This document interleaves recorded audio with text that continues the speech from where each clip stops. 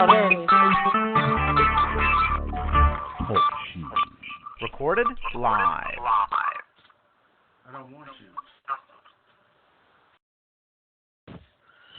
Damn, my phone acting up so bad I can't even listen to the program. What's up? Hello? Shit, let me get to my phone. Maybe that's why it's fucked up. Hello? Sister Angela, you gotta turn your computer off. The show will be starting in 1 second. Hold up, let me go to the line. Mute it first. Oh, it ain't started up yet. We starting right now. We starting right this second. But, oh, okay. I wonder. I couldn't hear y'all when I had y'all on speakerphone. Well, we wasn't on. We coming right in right now.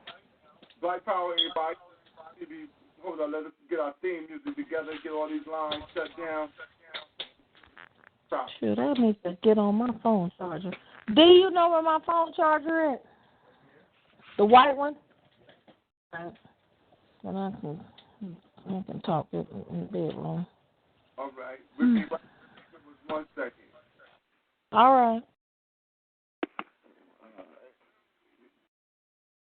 All right, family. Black Power, BB48 Mile Hotel. Welcome to Feet on the Ground Radio. We'll be coming in with the praises to the ancestors. Just give us 1 second. Here we go.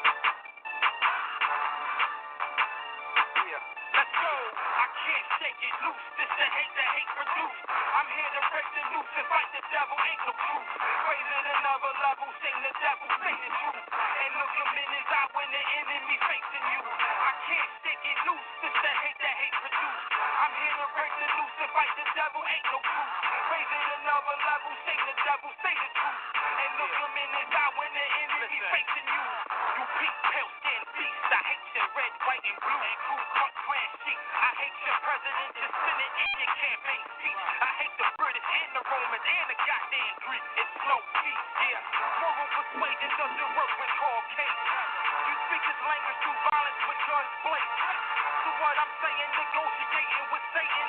It's a waste of time, you out your African mind. Gonna make these devils pay for every single crime ever committed. Crackers, you did it, now it's time to die. I sprayed a ratchet, I blatted, no moving backwards. I'm sending bullets at crackers and all faggots. Forward is the motion. Killing devils on different levels, concocting potions to stop them from encroaching. On our way of life, I got a knife to slit his throat. Get my people hyped, cause what I write is always dope. It's folk, I can't shake it loose. This the hate produce. I'm here to break the noose and fight the devil, ain't no truth. Raise it another level, sing the devil, say the truth. And look him in his eye when the enemy facing you. I can't shake it loose. This the hate produce. This the hate you made. I'm here to break the noose and fight the devil, ain't no truth. Raise it another level, sing the devil. Don't be saying now. And look him in his eye when the enemy facing you.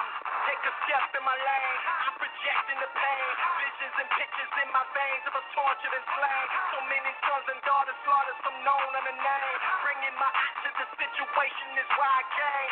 Shake every pet nation gon' exterminate. Marcus Garvey, Mugabe, politics, run them all away. King archetype methodology, how the gods play. Try life and I don't play. Kill these crackers in broad day.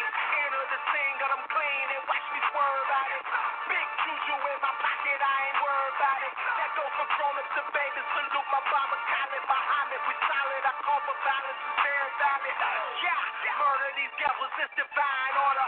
We opposites, I reject the mixing like oil and water. Africa for Africans, representing them words strong. I say shut them borders down and let us get a purge on. I can't shake it loose, this the hate produce. I'm here to break the noose and fight the devil, ain't no truth. Raise it another level, sing the devil, say the truth. And look him in his eye when the enemy facing you. I can't shake it loose, this the hate produce.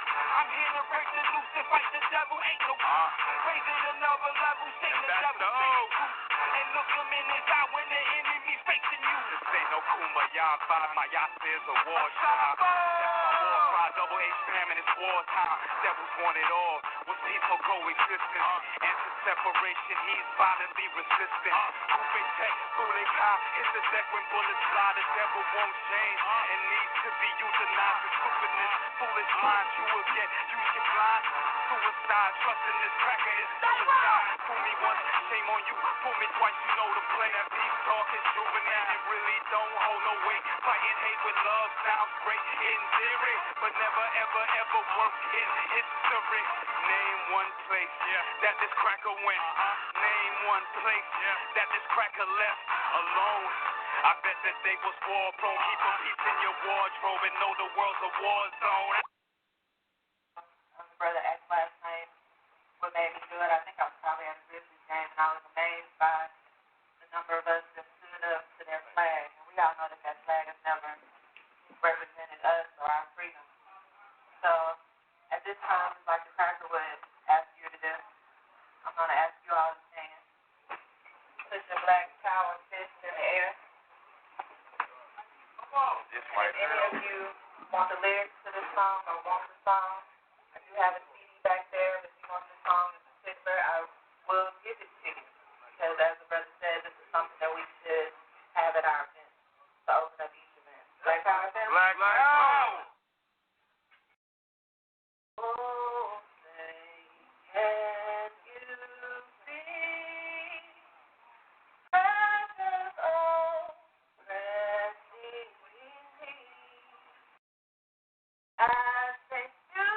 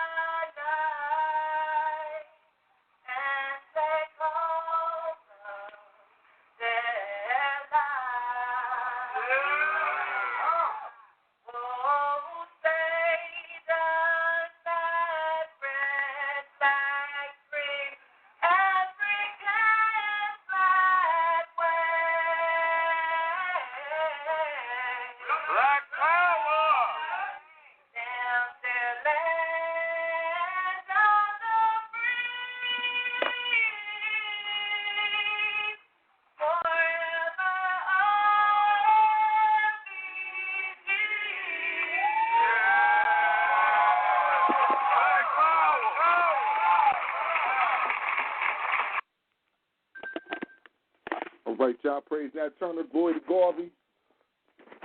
Long live the spirit of Dr. Khalid Abdul Muhammad. Praise Harriet Tubman. Glory to Ivy Wells. Long live the spirit of Sister Fannie Muhammad. BB48. What to do out there tonight, family? You know, it's Slaughterhouse Saturday, ujima in the week. Over here on Feet on the Ground. I know a lot of people starting all over with their Umoja again. They're practicing Kwanzaa again. You know, I'm not going to get into all of that. If you're practicing, you're practicing. If you're not, you're not. You know what I mean? Neither here nor there. But the principles we will practice as because they're always good for us. But the holiday we will not, because it was brought forth to us through a traitorous raper of black women. So, with that being said, you know, it's ujima here, not Umoja, so we keep on moving with the spirit all through the year. So, for those who only jump on the bandwagon at this point in time, we thank you for coming on that bandwagon. But look, man, it's got to be an all-around practice. So, we're going to start to get it better and better and move it into your household stronger and try to use it on a day-to-day basis. You know, we all struggling out here, black family. You know, it's ups and downs, bumps and bruises, but, you know, I think this year I'm going to strive to make sure that I try to put that into my family. You know what I mean? My family's life. So we're going to get this thing rocking. Let me see right here. Let me start to open up some of my lines. Get my host up in here nice and tight. Let me see who this is right here. Let me see. Is this brother? Is that you, Brother Tim, right there that I just opened up? Nah, this Sister Makia. All right. I was just another one. But I guess it wasn't, so I'm going to close that back for right now, right this minute. I see our brother Mikarol out there. I see you out there too, Sister McKay. You know what I mean? Black Power, BB for Holy Eight family. How you doing? Black Power. Black Power, brother. We're going to come get it in night. You know, we're going to be dealing with the wolves of consciousness. You know what I mean? And being that it's the end of the year, it seems like it must be fitting for this thing to happen, so we can, you know, as being that we're dealing on this calendar, we got to deal with what is. So since we're dealing with it as it is right here, it's the end of this calendar year, starting a new one, and at the end of this calendar year, it seems like all the shucking and jiving, all the goddamn fuckery comes on right on out at the end of the year, and we get to shake out what's what and keep moving and make sure that our family out there are aware of the happenings. Keep their head on tight, right, and know what to look out for and be aware of in this coming 2016 and just into our African future, you know, because we no longer want to be caught up with certain things that we've already seen the pattern of. So once we see the pattern reemerging of things that have kept us held back, things that have led us astray, run us amok, we have to point them out and make sure that either we navigate around them or blast right through. So tonight is going to be a night of navigation and blasting. You know. So with that being said, we might take a couple clips, play some clips for y'all. You know. And listen to some of the things that are being said by the leaders of the conscious community. I'd like to say that and particularly by proxy, somewhat affiliated with the conscious community, but we over here on Feet on the Ground, we just FOG, African First, Second, and Third, is our motto here. You know, we Africans who strive to be active, you know what I mean, as much as possible. So we don't deal with just being conscious at all, you know, and that action could be whatever action you need to be, you know what I mean? As long as you're moving forward on a day-to-day basis, you build with a couple people on a regular basis, man, make sure that you're moving your ideas forward and making sure that you're moving the ideas around you forward. Black Power is that, brother, boy. Black Power, family. So, go ahead, Brother Micker. I just wanted to open up with, nice little open real quick. And then we can get it moving. And if there's any clips or anything anybody like to get played, either put them in the chat room or, we got a back office. Y'all put them in the back office. I'll queue them up to wherever y'all need them at and play them real quick. You know what I mean? No, I'm just agreeing with fans. It seems like this time, at the end of the year, people do show their colors. And for the past, 4 years, I think we've been very consistent at really showing what individuals' real intentions lie. And in fact, if you listen to some of their conversations, what they choose to say in defense or what they choose to say in protecting something, they'll tell you their position. And a lot of them is a lot of people not African centered. And I think it's really pertinent that we feet on the ground, we African first, second, and third. And one of the things we made sure is that we some conference call niggas. You're right about that. This is not a talk show. This is not a show at all. There's nothing dealing with no entertainment going on here. There's actually the most conscious conference call you have where we linking up minds together. We coming with subject matter and we coming with problems, and then we diagnosing them, and then we come with solutions right after. And that's very unique. So I love to be in that category because I'd be damned if we have to go out our way to pay some crackers $40, $50 a month to get this message across.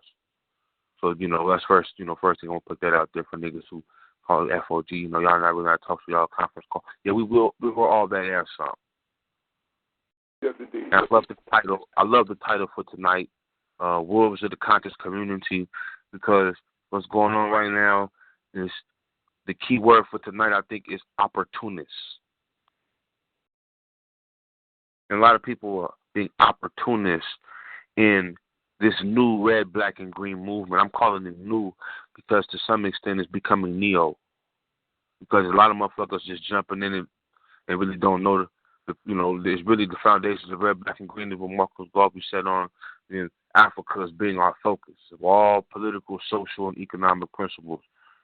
And out of Africa, we touch all these different shorelines, but it's Africa that puts us in uniformity with who we are, what we must be, and where we must go. And right now, you're seeing a lot of confusion. Whenever there's confusion going on, you have to know individuals profit, people benefit from confusion. And we like to iron all the wrinkles out tonight and put it in perspective so you can clearly see what's really going on tonight, guys.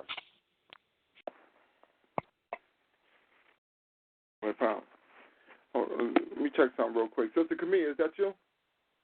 Black Power, BB48. Black Power, BB48. I was just making sure. Is that you out there, Brother Cause? Yup, I'm out here, Black Power, BB48. BB48. We just opened it up, getting it kicked around. Just want to make sure I know who I had up in here. I had the lines muted at first.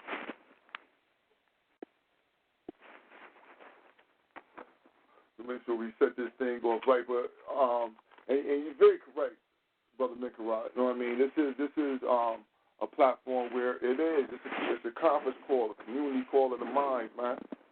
We don't have no ego over here. It's so great that we don't, that if you come at African, we don't mind what you have to say. No ego over here is so great that we like, yo, listen, another African can't get, some time on the mic. All you got to do is chime in. You know what I mean? So with that being said, as you say, always at this time of the year, man, it always seems to be a show out, man. They always seem to show out at this time of the year. I don't know what it is, but it seems like it's always some type of it turns into some big brouhaha, as we fucking call it. You know what I mean? As it's called, a brouhaha. Every year, some big controversy has to be had at the end of the year about the conscious community. And it seems like it's more like a ploy to keep people motherfucking looking at it. You know what I'm saying? Because it's more entertainment than anything. It's not real controversy. You know what I mean? It's as I said, it's more people wanting to get more rave views. You know what I'm saying? All what they want to do is feign like they being attacked in order to garner sympathy, and that garner views also. You know what I mean? Because I see a lot of that. People pretending as though they feel like they really being attacked so bad, but at the end of the day, they really the ones doing the motherfucking attacking. So everybody playing the victim right now. So we got the House of Conscience is up in the war, and we watching. And the reason why this shit got to be talked about is because y'all putting out videos. They putting out videos every other day, and so we stay connected with this quote unquote House of Conscience media due to the fact that there's very few visual media outlets that put forth anything that could be a semblance of what you would call something that was progressive in the African, you know what I mean, in the African spirit of Africans being progressive and feeling like they feel better about themselves, a feel better type of video. So, you know, we watch this thing, and it's been coming out day after day. So now they going back and forth with a radio show. There's now, I don't know if they YouTube it too, but it's a radio show in the black. Now everybody's up in the war, but I'm not seeing anything genuine about this situation, man, at all. Not seeing anything genuine, you know.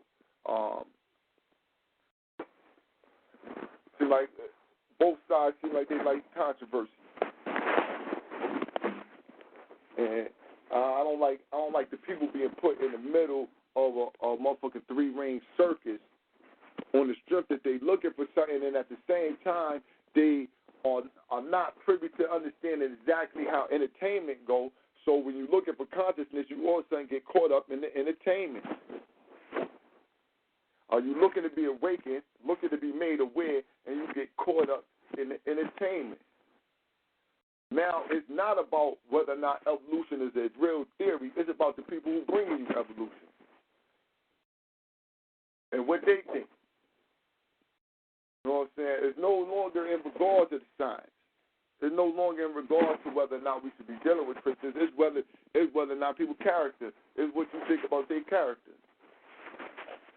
Not about whatever they bring forth to the people. It's about something different now. And it seems like this shit is making everything more sour and more sour. We're getting to, the fact that we got wars, like I'm saying, eating off of the community and pretending as though they're not. And then we're getting called out off of the mannerism that they eating off of the community. They feigning as though, wait, don't attack me, but not addressing the actual accusation or the actual, documentation on thievery happening. So, I don't know, man. I don't really, every day I see some new shit. Shaking loose. So hopefully, I'll tell the family out there, man, it's going to be less and less of that.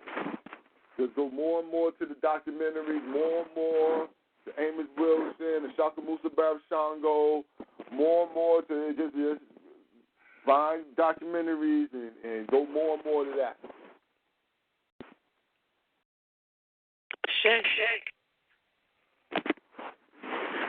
Right. If you like to watch visuals. I don't know what to think of none of these. I don't know what to think of none of this shit right now. All of it is strange.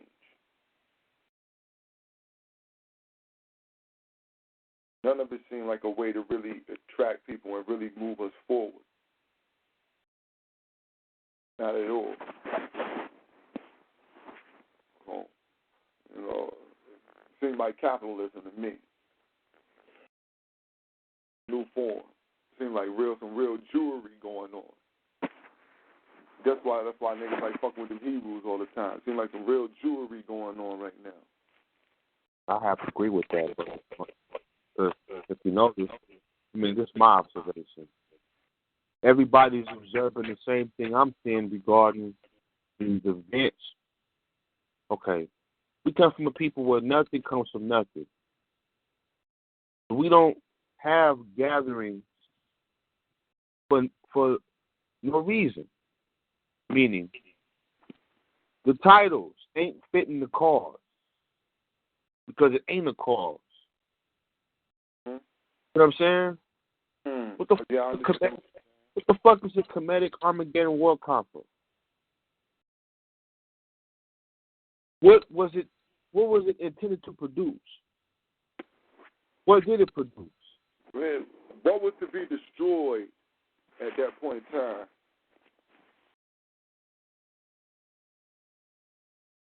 Anybody on the line? Anybody on the line know what was the? Anybody on the line who's seen it? Can you tell me what was it? I'm not too sure.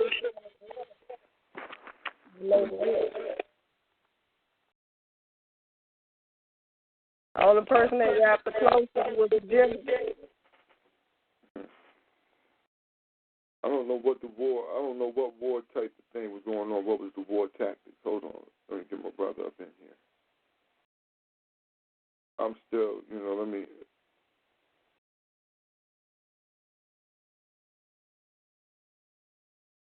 But I went to it, and like you said, it had a title, and it had a lot of See, this was what I'm saying. This like a what the fuck? It's like what they call it, a bait and switch. You know what I'm saying? We've seen a lot of run-up before the Comedic Armageddon War Conference. We've seen a lot of, like I said, we've seen a lot of run-up. We've seen a lot of the everything was like, this is what we banging on. We're gonna straighten people out on this. We're gonna straighten people out on that. Cats got their mind twisted about Meta. Shaka Mosa brought this book out that ain't worth nothing. We're gonna clean that up. We're gonna clean up SETI on this evolution. We clean up everybody on what's in Metal Nature. SETI was coming with what did he come with? Listen, I'm gonna show y'all some different shit y'all might not never seen about Africa right now.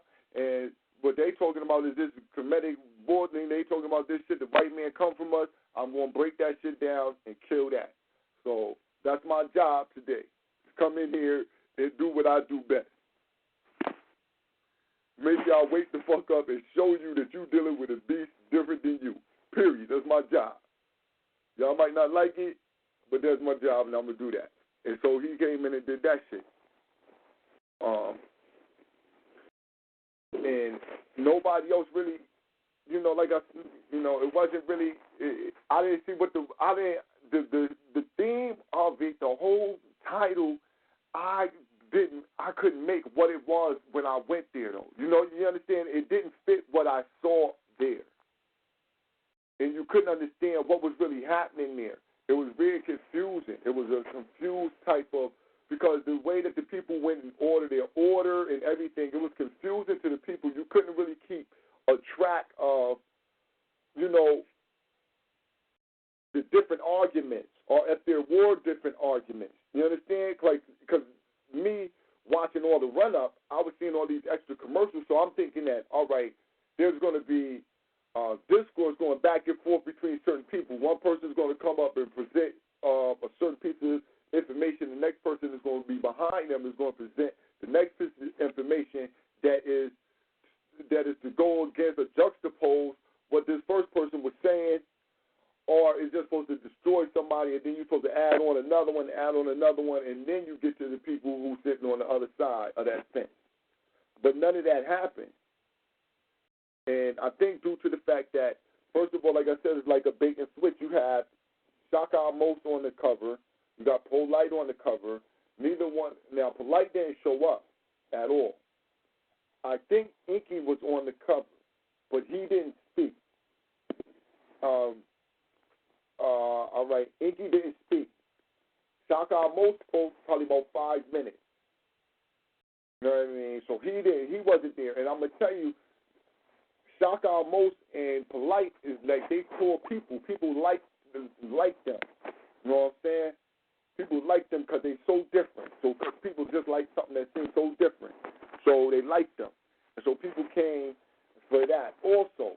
So, when you got them two on the flyer, they don't do anything. Inky didn't do anything. That's like a bait and switch. Because now, on top of that, you go from $25 to $30 at the door. So like I said, it's like a bait and switch. Now I'm paying more and I'm not seeing the people. So now it seems like it's like you eating off of the people because you know that they hungry. You know they hungry. So since you know they hungry, you you can, you know what I'm saying, you can, you know what I'm saying, you can jiggle for more than what they would normally be about. You can get them for more and they'll be okay with it because they hungry.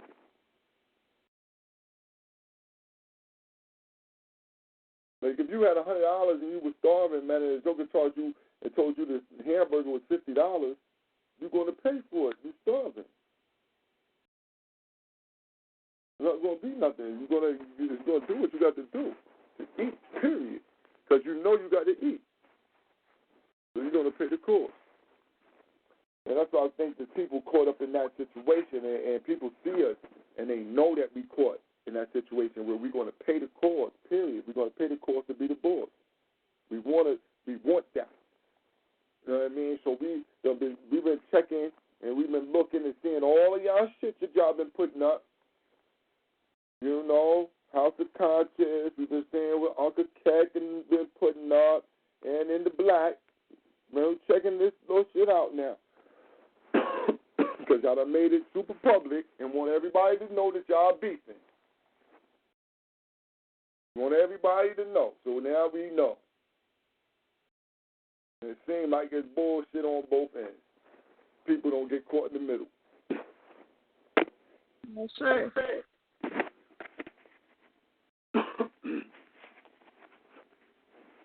But, you know, the line's open. Want to add on? We can start getting to some specifics and start charting some of this stuff out.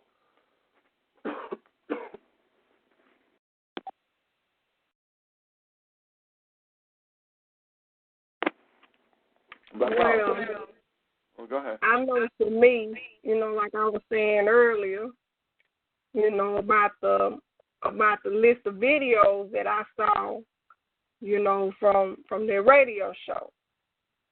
You know, like that's what they like. Shit, they like controversy. They like drama. That's what the fuck they like to me. You know, it don't seem like their purpose is here is to, you know, to teach. It's to basically entertain, to keep shit going. I mean, that's what I'm saying. And the same can be said for Side Diddy. You know, the conscious Don King. Mm-hmm. He likes to keep shit going, too. That's what he do. Drama on top of drama. And, you know, that's ridiculous. You know, why ain't nobody talking about the cracker? Shay. What about that? Black power, forgot about the cracker. Yeah, what about the war we in, the real one? Black power. I mean, that's what I got to say about it. Black power.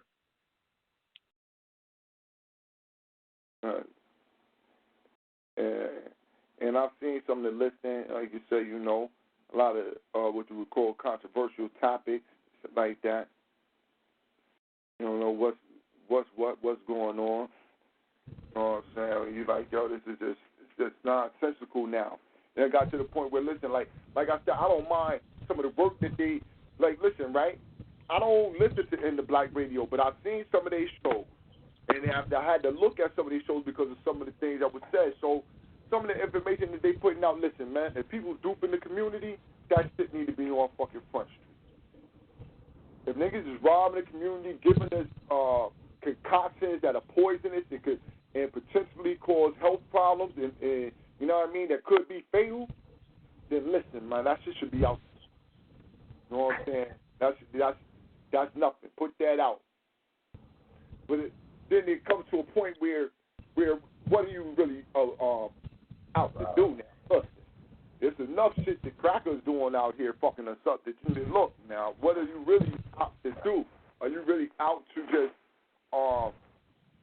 make a name off of, you know, just finding whatever things you can find against black people who you know what I'm saying, who purport to be doing something for black people? Is that what your job going to be? They getting their NOI on. They nation.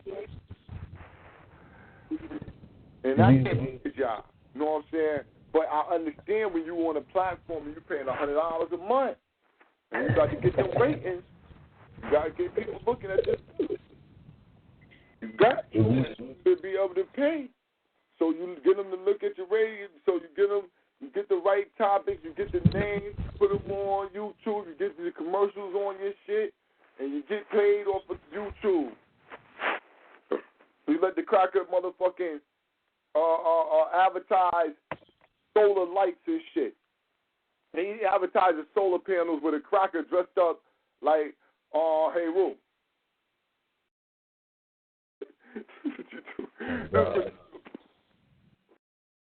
Did you see the last post that I just saw this post they did, man? Like, he taped the conversation, like Solomon taped the conversation with Griff and then put it up there, like, thought that shit was kind of weak, you know what I'm saying?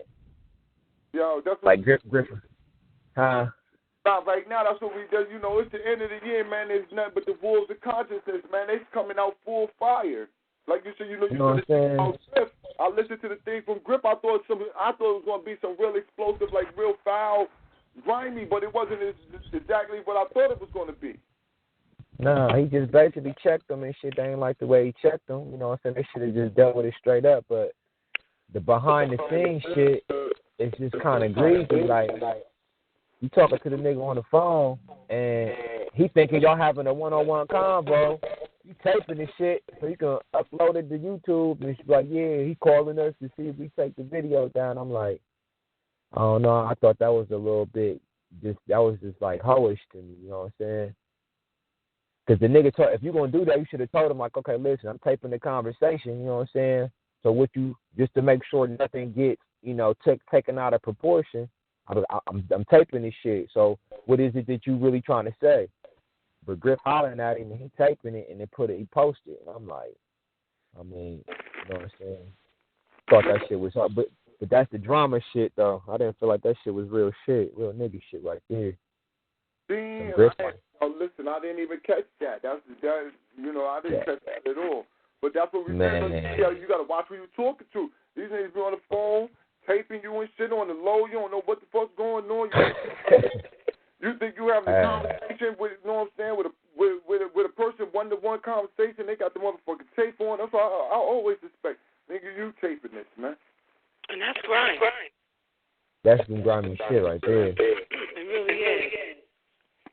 My thing with the Griff, I just felt like it was truly forced advertising because, you know, it's a killer echo in there. Hold up. We got an echo. Somebody, listen, check this out. I only got a few lines open. So, you know, if you're not talking, you can mute your line so we make sure we don't get no feedback from nobody's line. And I'm going to keep going to the lines one by one. Go ahead, Sister Camille. It was my issue with the Griff thing was it was like forced advertisement. If I remember correctly, the way it was posted was like, you know, Griff exposed for loving, you know, white people, cracker beats or some shit. Yeah. And when I listened to it, none of that was there. So, you know, that's Jerry Springer type shit. Most definitely. Sure. And it's the funny part is them niggas was so hurt the way Griff crushed him. I'm like, nigga, you should have just dealt with the nigga on the lines if you felt like he was out of line. Y'all niggas was hurt when he got off the phone. It was like, man, this is some bullshit. These niggas are supposed to be elders. It's like, nigga, you know what I'm saying? Address that nigga right there. Like, you know what I'm saying? I felt like he probably did shit on him. He shitted on him. But, I mean, all right, nigga, you don't like it? Speak on it like right there. He checked the fuck out. He was basically like, y'all some young motherfuckers.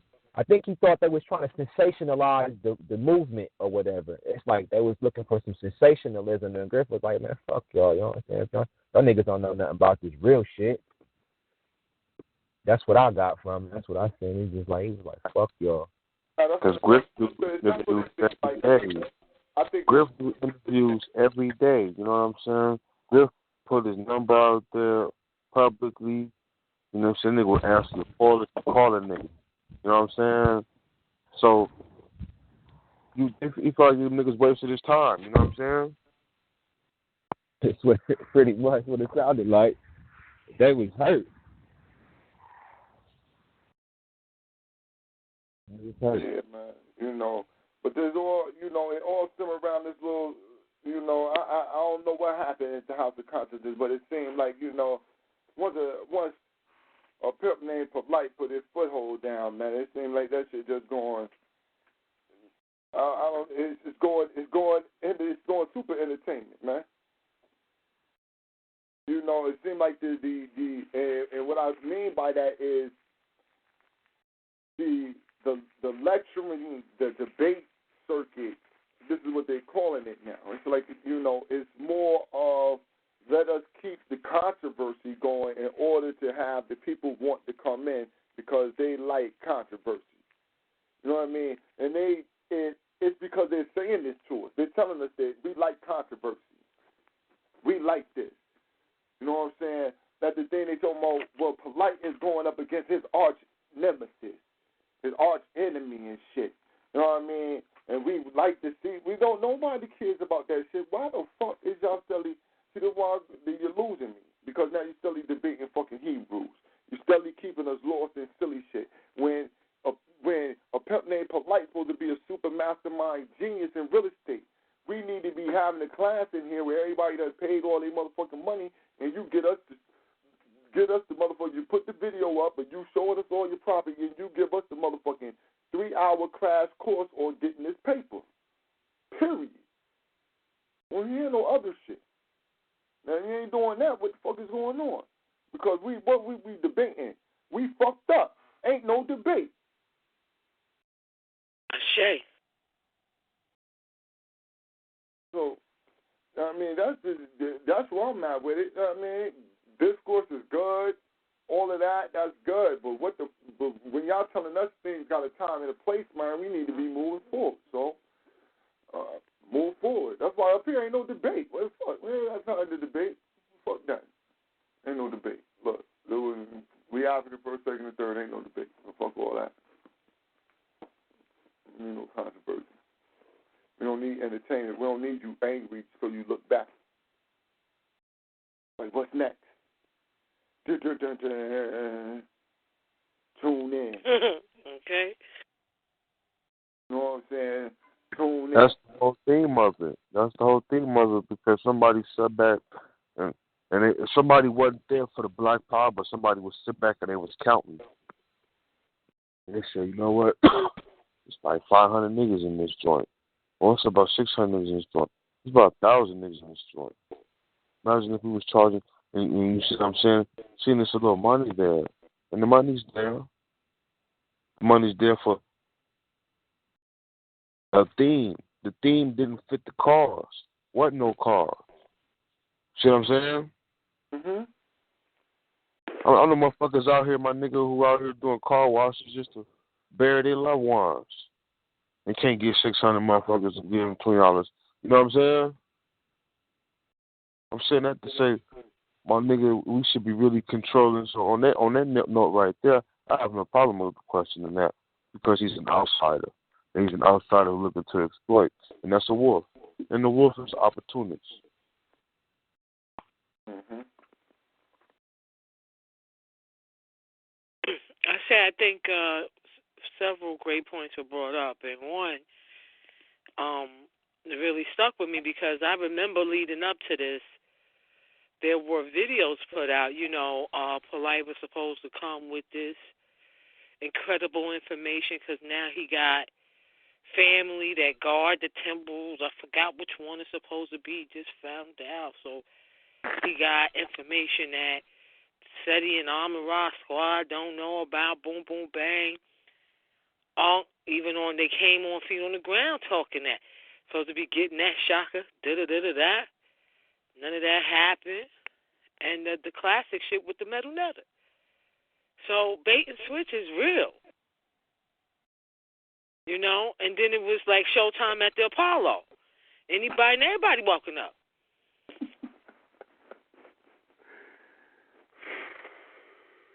That's just the truth. And I think we had something to do with that. They couldn't answer that when we came up there and asked the niggas why they hating on Shaka's book, motherfuckers seen that was a little bit of hate. They didn't address that. Right, I didn't even notice that shit from there. And then, yeah, the whole...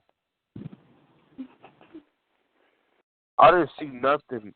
They let that sister talk. Dr. Ma'at seemed like she is the heart, the brain of Amaran Squad. Because them niggas on stage like the Wu-Tang Clan, just saying this and saying that.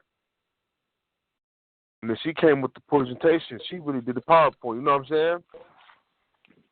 Let's see PowerPoint. Did y'all see Gozy PowerPoint?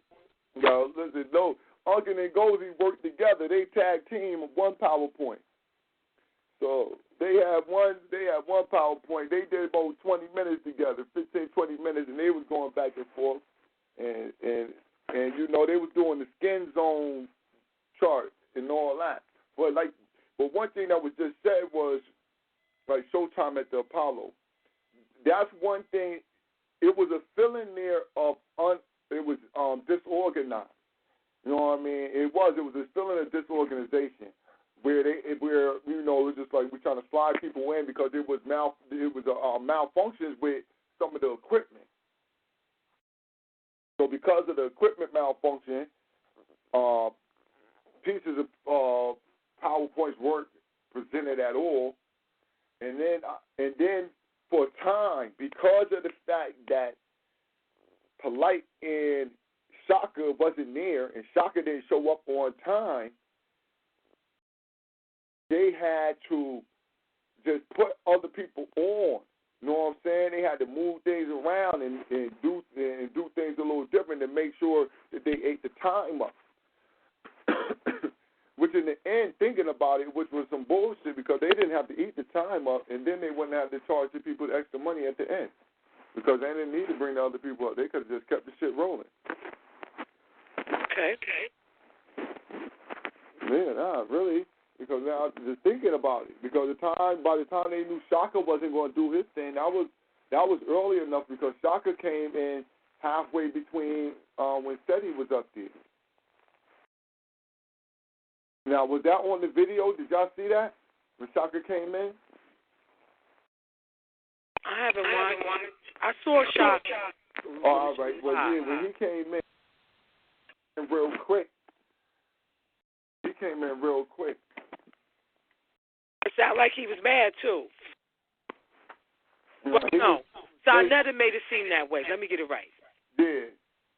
Yeah, he was late, so he didn't do his thing. You know what I'm saying? He came up, and I think he spoke like a couple minutes real quick, like. You know what I'm saying? So that was that.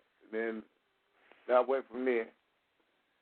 That went, you know, and like I said, though, there wasn't no reason to really give nobody no extra time. They could have made that time concise, and everybody could have got up out of there. And I'm saying everybody could have left, seen the panel that they had at the end. And everybody could have been able to see that and been out of there by like 9:30. You know what I mean? And like everybody would have stayed. But by that time, you're doing the panel and all this stuff, people was like, and if y'all seen the panel, you seen how empty it was then. Did y'all see that where they had the Black and Nobel put the panel up?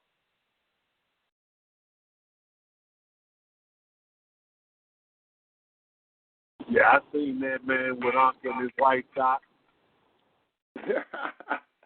Well, yeah, but you see how the crowd was by then.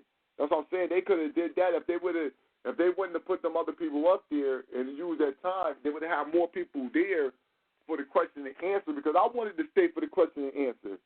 But I knew that if I left New York at 11:30, you know what I'm saying, or 11:30, I'm not going to get home till 1:30.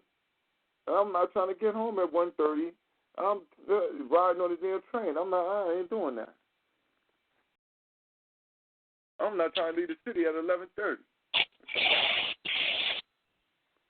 So yeah, I forget. 10:30 the latest. By 12:30, be able to get me a cab the fuck out of here. Easy, yeah. Yeah. I know what I'm trying to do. So, so you know, I think that could have been used a little bit more wisely, you know what I mean? But back to the Wolves, You know, the people like lambs out here, man. I swear, our people like sheep, man.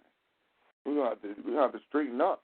People like sheep, man. We get goddamn eaten up. These motherfucking wolves. Sheep's clothing. But that's what's so sad about it. That's what's sad about it. That, taking advantage of people, as you call them being sheep. You know what I'm saying? People want more. Like that's the thing. That's the thing that is the worst is that our people want more. That's why they so easy to be fucking duped. Like, know what I'm saying? Like they talked about the boy who lost the motherfucking 18 racks to Polite. Now Polite, the alleged, gave his money back. Supposed to gave it back already. You know what I'm saying? Or gave it back finally. You know what I'm saying? But people ask the question, you know what I'm saying? Like, yo, that's how you get duped for that type of bread. That's how the brother who was out in Cali was talking about how he brought Inky out there and spent all that bread. You know what I'm saying? Not because he's slow, but because he actually genuinely wants to do something for himself and for his people and feel like you doing the right way, that's what he do. They're going to go all out. You know you're going to go all out. When you feel like it's for your people. When you feel like you know you want to the right thing and you fucking with the right person, man. Right people willing to put it all in. And then they can do you fucked up. You know? They be ready to kill him, man. So that's where we at. I'm seeing a real lack of integrity. If somebody is your boy or you're making money for him, and he does some real unscrupulous shit to the community, you don't say nothing about it. Mm-hmm. In fact, you're taking positions to justify it. I need to know where that's following my eye. Oh. Why ain't nobody do a show on it? Why didn't Diddy have the pimp sit down? Yo, this is out here. Let's talk about it. Why didn't Bistro do that? But then you asking the next man, why you easy on Umar? How can you say that when you doing the very thing you accusing the next man of? Mm-hmm. For how the information going, you had the opportunity to do it yourself, to put the information out there. And listen, man, this happened. And to find out that he came to Bistro first, if that's true, and Bistro didn't do nothing? Yeah, nothing. Yeah, man. Gonna make me have to make a call and see if this is true. Check this out. Check out his integrity, man. Hold on, man. You telling me you knew? Oh, we don't want this just to be hearsay. Let me check out. You knew? Whoa.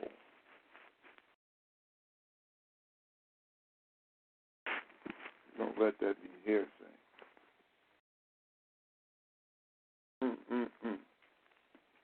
I told you they created a whole new genre. They've actually created a whole new genre of talk shows. So that's what they wanted. They spent that $50 a month. They got that blog talk, orchestrated a talk show that's really called, I'm calling it the gossip community. Yeah. Yo, listen, family, if you're not talking, then please mute your mic, because we still be getting that thing again. And I'm about to open up another mic, but I'm going to have to close the mic out there that's making it happen. And I don't know whose it is, but I'm going to start checking the lines and check it once and twice. I'm on mute. All right, go ahead, Brother Mikara. Now, I was just saying that if you really listen, they really created a whole new genre of talk show.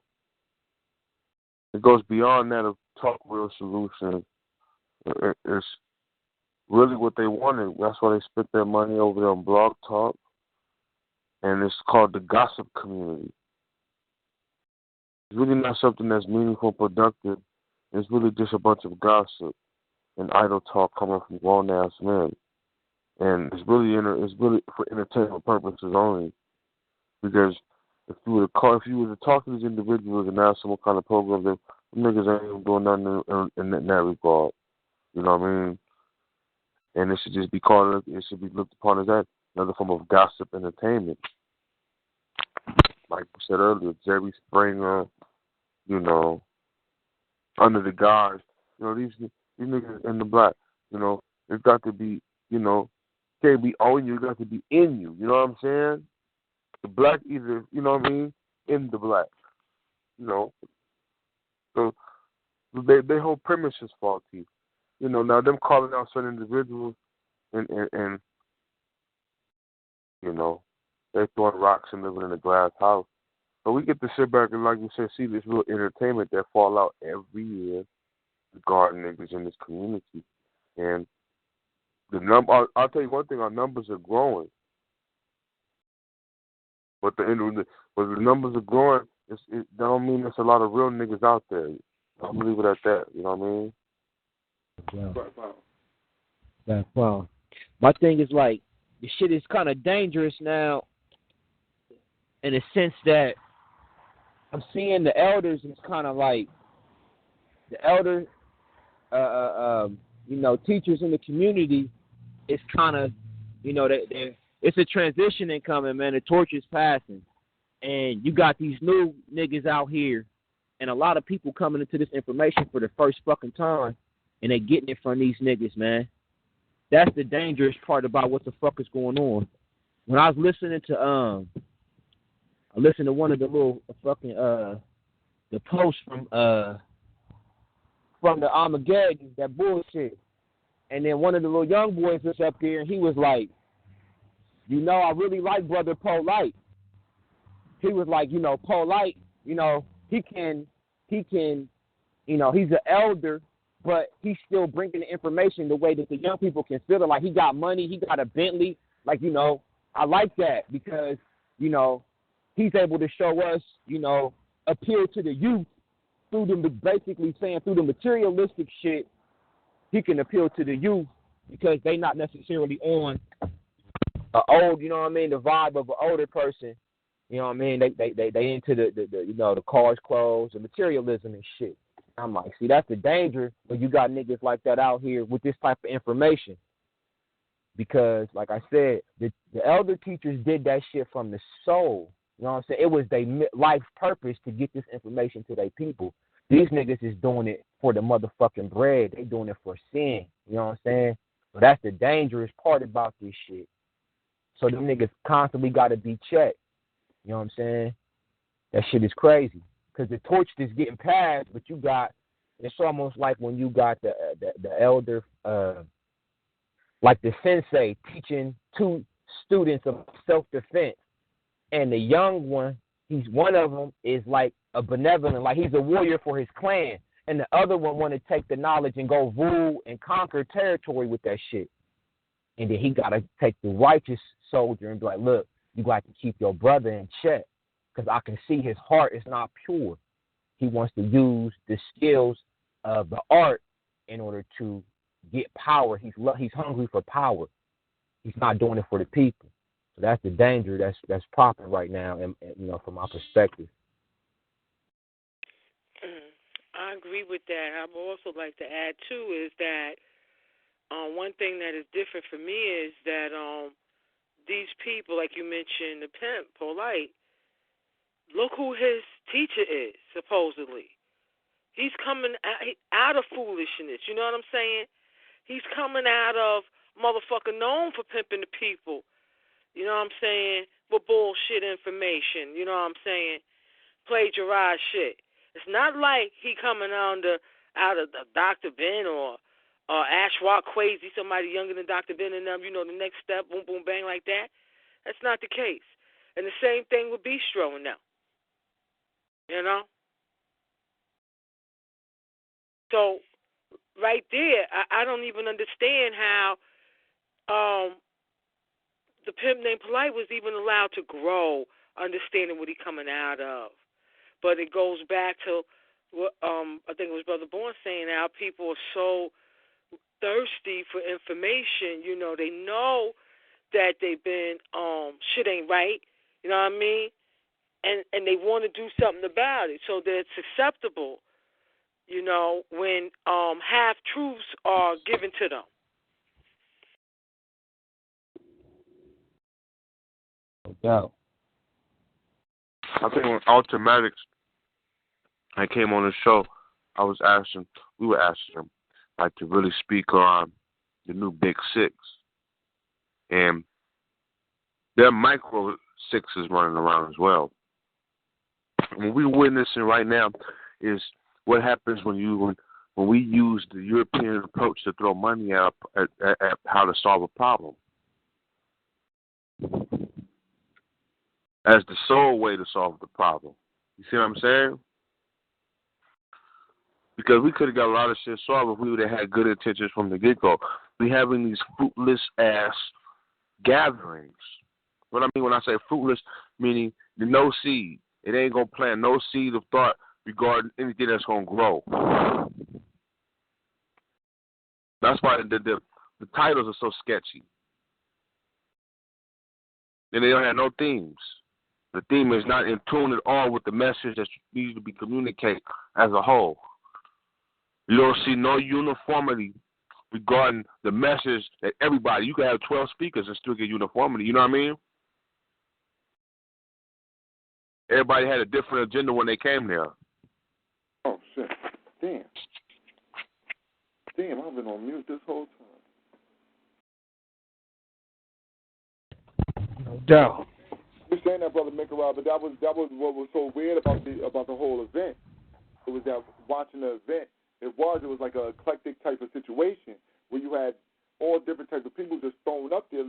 It was supposed to be a Kemetic Armageddon conference, and now you got 1-2 speakers in, you got a Muslim come on. You know what I'm saying? Where Asiatic black man, you got him come on. You know what I'm saying? Where he's here, there, boom, boom, boom. All right, you go back Africa, and then you throw a Hebrew in. Because the Hebrew comes in like around the break or something like that. You throw Hebrew in there. Boom, boom, boom. Hebrew on for I don't know how long he was on. But you know what I mean? That was horrible. And then, Big Bro, who the fuck was a master in they fucking craft?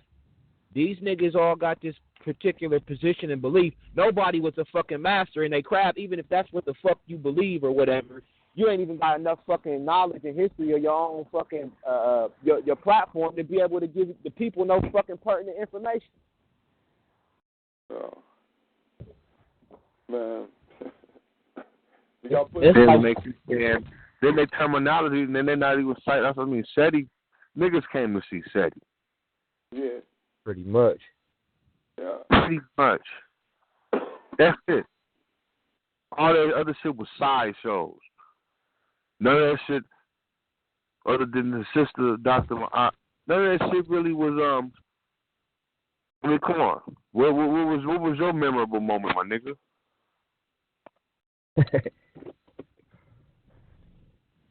I'm being serious. Yeah, I know. So Jetty got a stuttering problem. He shuddered and stuttered through his little. Okay.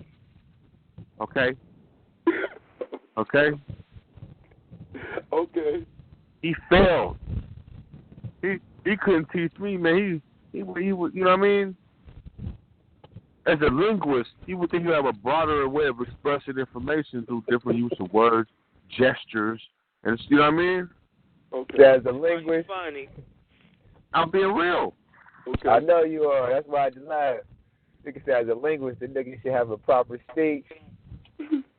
Okay. Well, it's not proper speech. He should have more way of communicating. Your body language is the best way of communicating. Then you would think he would have a better feel at public speaking. Okay. Okay. You said better feel at what, bro? Okay. Public speaking. Public speaking, yeah, that's what I'm saying. Okay.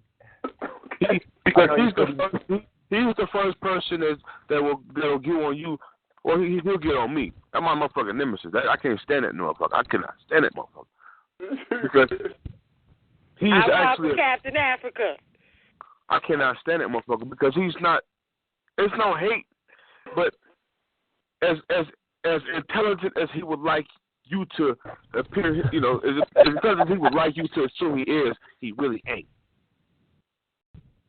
Because he's not a critical thinker. He's a regurgitator. Okay. He can memorize some shit very well, but he never questions what he read. Okay. That's what kids do in school right now. They can read very well, but when you ask them what they read, they have to go back to the page. You just read it. Why you don't remember what you just read? What was it that you was reading? They got to go back. You know what I mean? You're supposed to soak it up the first time and second time you read it. But I'm saying, I'll just say, he didn't seem to convey, he didn't have a theme for his subject matter. And this nigga talking about he be writing rebuttals and articles to motherfuckers. That nigga don't even sound like he could compose together a motherfucking thesis for his master's in it. You know what I'm saying? Okay. And that's coming from European standards. That's the rubric he uses. He don't use a common sense rubric, but he just seemed all over the place, very spotty. Maybe it was because the PowerPoint. Maybe because he had a freestyle. He didn't have a PowerPoint. It would be blew out on him. Okay. Hey, you peep that though. Now when you look at Dr. Ben or you look at Dr. Clark, them niggas don't need no fucking paper, no nothing. Nigga just sit down there and hit you with the fact right off the dome because he knows his shit that well. They're masters in their field. They don't even need no points of reference. But they can give it to you if you want it. They don't even need that shit because them niggas is masters in their field. Now,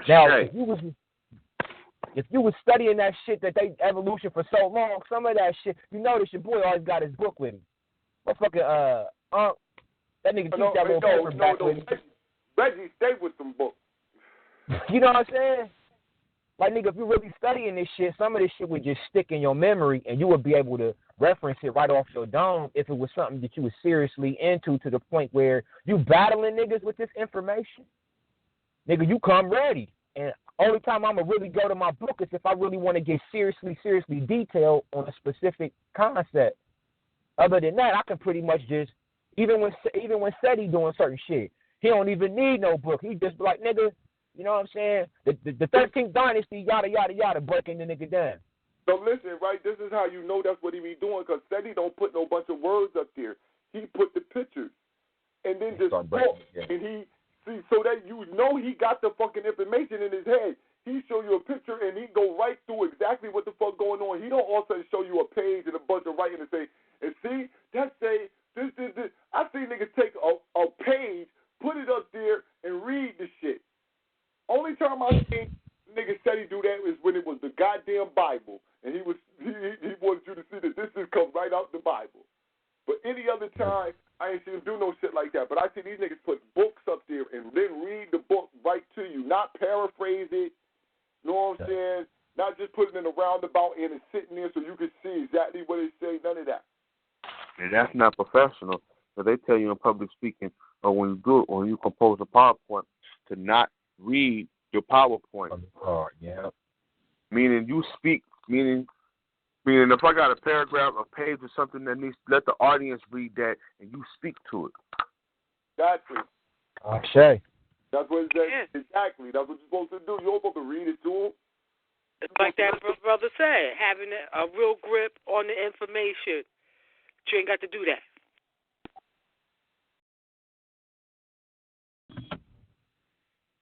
And then when you have a full grasp of the concept, you can use different methods. Because sometimes it should be deep. You got to look for an example. You got to use an example. You got to look for, the person can visualize what you're talking about. That's the mechanics for teaching. knowledge, wisdom, and understanding. That's supreme mathematics, but that shit is real in teaching too. Knowledge being the information, wisdom is the practice of the information, understanding being able to transport to another individual with no problem with them. That's conveying understanding. That's how I was taught. You know what I'm saying? No doubt. Understanding is the hardest. No, go ahead, bro. I'm just out of the three, understanding, achieving understanding can be the hardest one. No doubt, because that's when you make the connection conceptually to bring it into a state of you materialize it. Because ideological, it don't really have no motherfucking substance until you can connect it to something. You know what I'm saying? Where people can relate and see your concept acting itself out in real time. I'll give you an example. The book is the knowledge. The teacher is the knowledge in action, right? Yeah. The transfer of that knowledge in a wise fashion from student to teacher, you see what I'm saying, is understanding. I'll give you another example.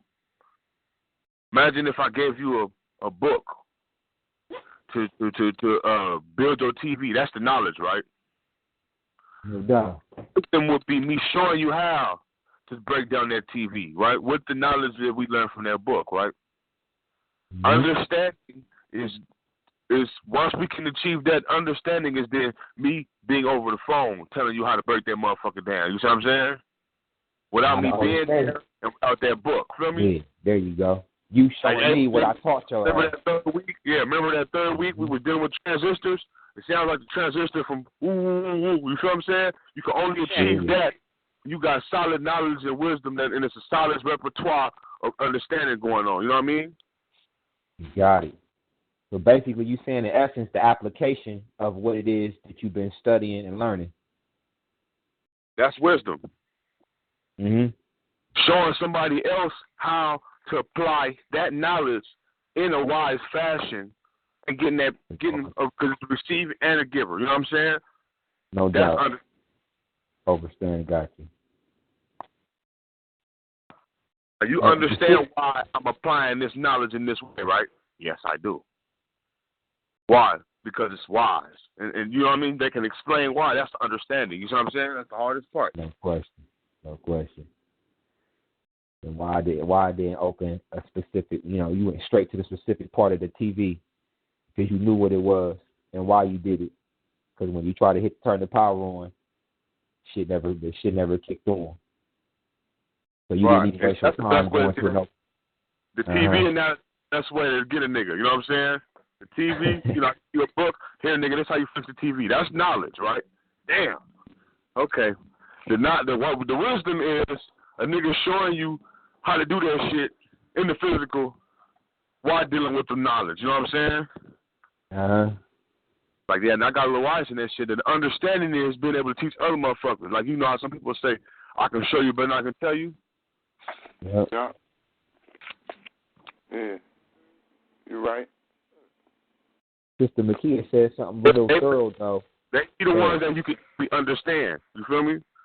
Because that's showing somebody the best way to get an understanding, right?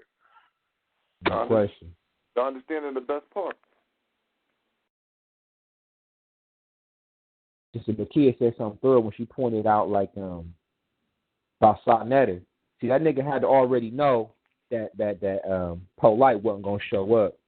I don't know if he relayed that to the people, you know what I'm saying? But like Brother Bourne was saying, he still proceeded to charge every motherfucker the extra $5 when there wasn't even no way that you could have got tickets in advance to be able to have your ticket by the time you got to the event.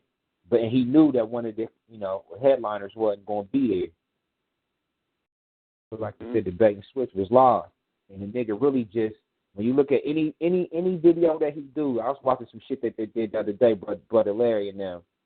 He's like, you know what I mean? Ooh, Brother Larry's about to go in. He's going in and like the hype game, you know what I'm saying?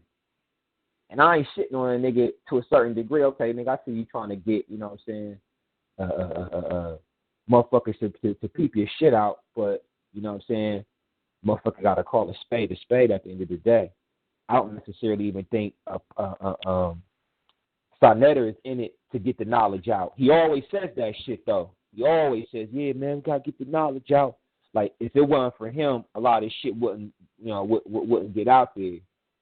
Not, you know what I mean? So, but the way that he puts it out is in a way that, you know, right now, what you say, Brother Warren? I was saying, like, right now, the way he's putting it out, it seems like it's more of a negative context on it than anything, man. It put off, it don't put off a positive motherfucking energy, not to me. Don't get because like Sister Makia said, what the fuck happened to the white man? The shit got so hyped up, you got your own people battling each other, and then you forgot the target, my nigga. Mhm. Exactly. Yeah, man. We're so busy at ourselves. But, you know, I'm just seeing a lot of covering going on. Because I'm saying, what I'm seeing on these little videos that just popped up, a lot of this shit was, look, man, these niggas were in the black pointed a motherfucking finger at this nigga Polite and Inky and they whole little motherfucking shit that they was doing. That, on top of it, implicates Sarnetta because they all work together promoting every fucking thing together. You know what I'm saying? Sarnetta is the media, and so he got the fire back. Now, he got a whole gang of people that he can work with because all of them use his platform. Now, he like, listen, if they coming at me, they coming at you. So now, coming at me is like coming at you. Now, listen, what y'all going to do, man? Now, look. And because we're seeing Inky come on and just talk shit, not really, you know what I'm saying? We didn't see no documentation about this calcium water that's being sold. Then, you know what I mean? They're putting extra pictures out showing him allegedly selling this shit. And he said he didn't sell none. So now it just go to what's going on here, man. It's not that they, like, you know what I'm saying, the questions that they are bringing up, man, these shits is pertinent fucking questions. Now, you know what I'm saying, motherfuckers might not like the way that they bring this shit up, but them shits is pertinent motherfucking questions. I don't go along with some of that other shit that they do, they freestyle and do. But I think that, you know, you got to question motherfuckers' integrity now. You know what I'm saying? You got to question, especially when you have things that are questionable happening. You got people calling you saying, listen, man, I want to talk about this nigga. Because y'all are, but the thing was, the only reason people wanted to talk about him is because it was predicated on them already talking about him, like on some other shit. Not having that information, but just going after him. Like, they can't say they can see that shit coming either, but more because this is like the fifth motherfucking event with big numbers. And it's like, okay, well, you know what I'm saying? Well, where the chips going? Where we going? You feel me? Where we going? Another event, you know what I mean? And niggas is keeping up with these shits, you know what I'm saying? That's right. Look out for the next one coming up real soon. Sadie and Aline Bay Part 2. No, it's Reggie it's Reggie. Reggie in the It's going to be a doubleheader, Brother Boy. No, in the doubleheader, the other end is Polite and the Hebrew. Zion Lex is arch enemy. This one is going to be the comedic Holocaust. But, Brother Boy, did I not hear him mention the General and Aline Bay Part 2? Round 2? No, that's what he said. He was saying that, like, when Reggie go against that other Moorish dude, I got you now. Like that. Okay. That's what he was saying. Yeah, this one is the comedic Holocaust coming up. Yeah. Holocaust, right? Lean Baker gonna have some direction because at least he has some. He has done better with his attempt against SETI to convey their little moral message than any other niggas did. Because even when Ali Muhammad took on Baba named Baba, he used all the city's context without citing that nigga. Did y'all peep that shit out? No, that was the best way that they was musicians. This is some magic shit, nigga. Well, because said he used on Aline Bay, but he didn't see the cite SETI because no one knew about that shit. And then nigga, you talk all that shit about the nation. All these niggas got. They all come from hustle organizations. They all Asiatic, like. They all Asiatic, man. These Asiatics out here on the low. And then you got a camp of Nuwapians over here hiding out undercover. You know what I'm saying? Because that's like a coven or some shit. When you got about 4 or 5 Nuwapians together, ain't that a coven?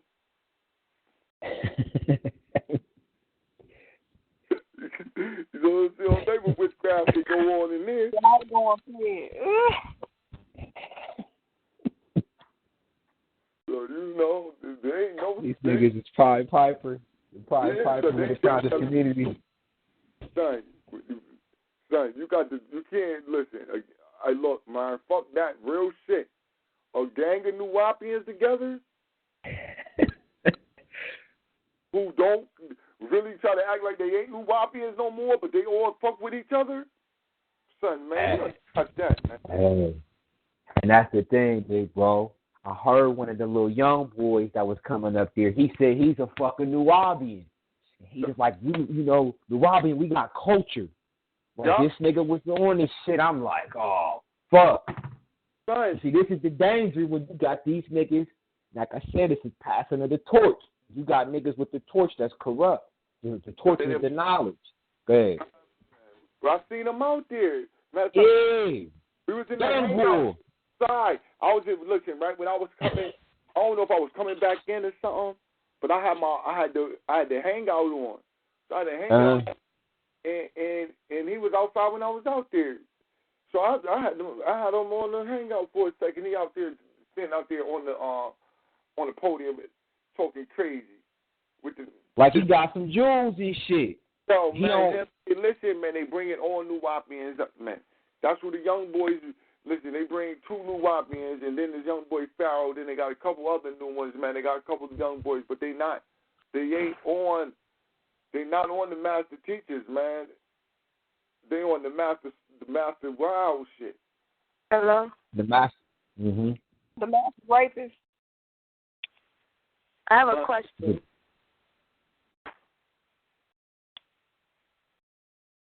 Hello?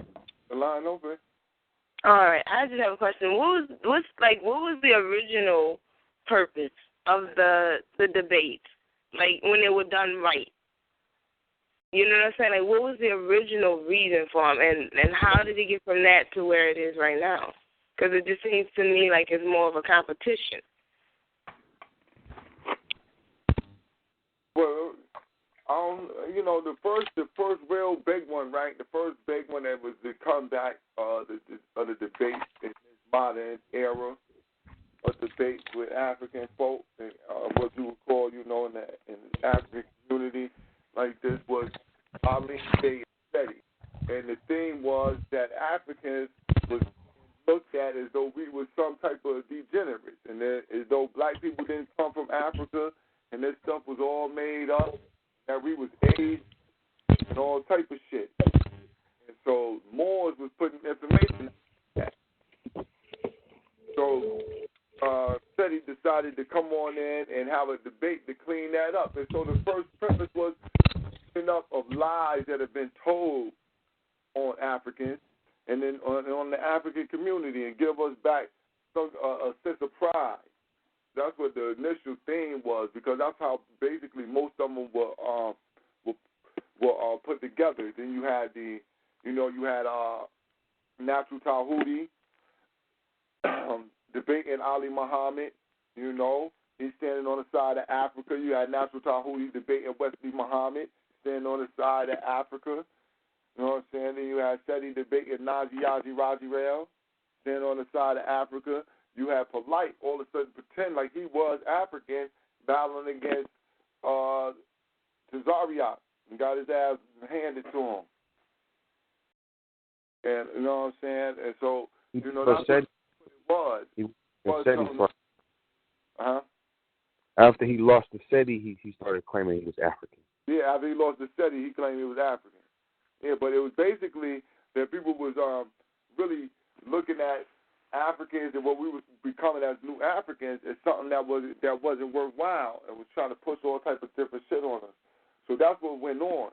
And so what it did was it brought excitement and brought energy back to the African community, and that energy that it brought, though, has, has been used to be pushed into other areas. You know what I'm saying? And so, we just assessing that shit. That's how I see that. That's how the debate initially came about. Now they debating over now. Like, once you kill this shit, it's dead.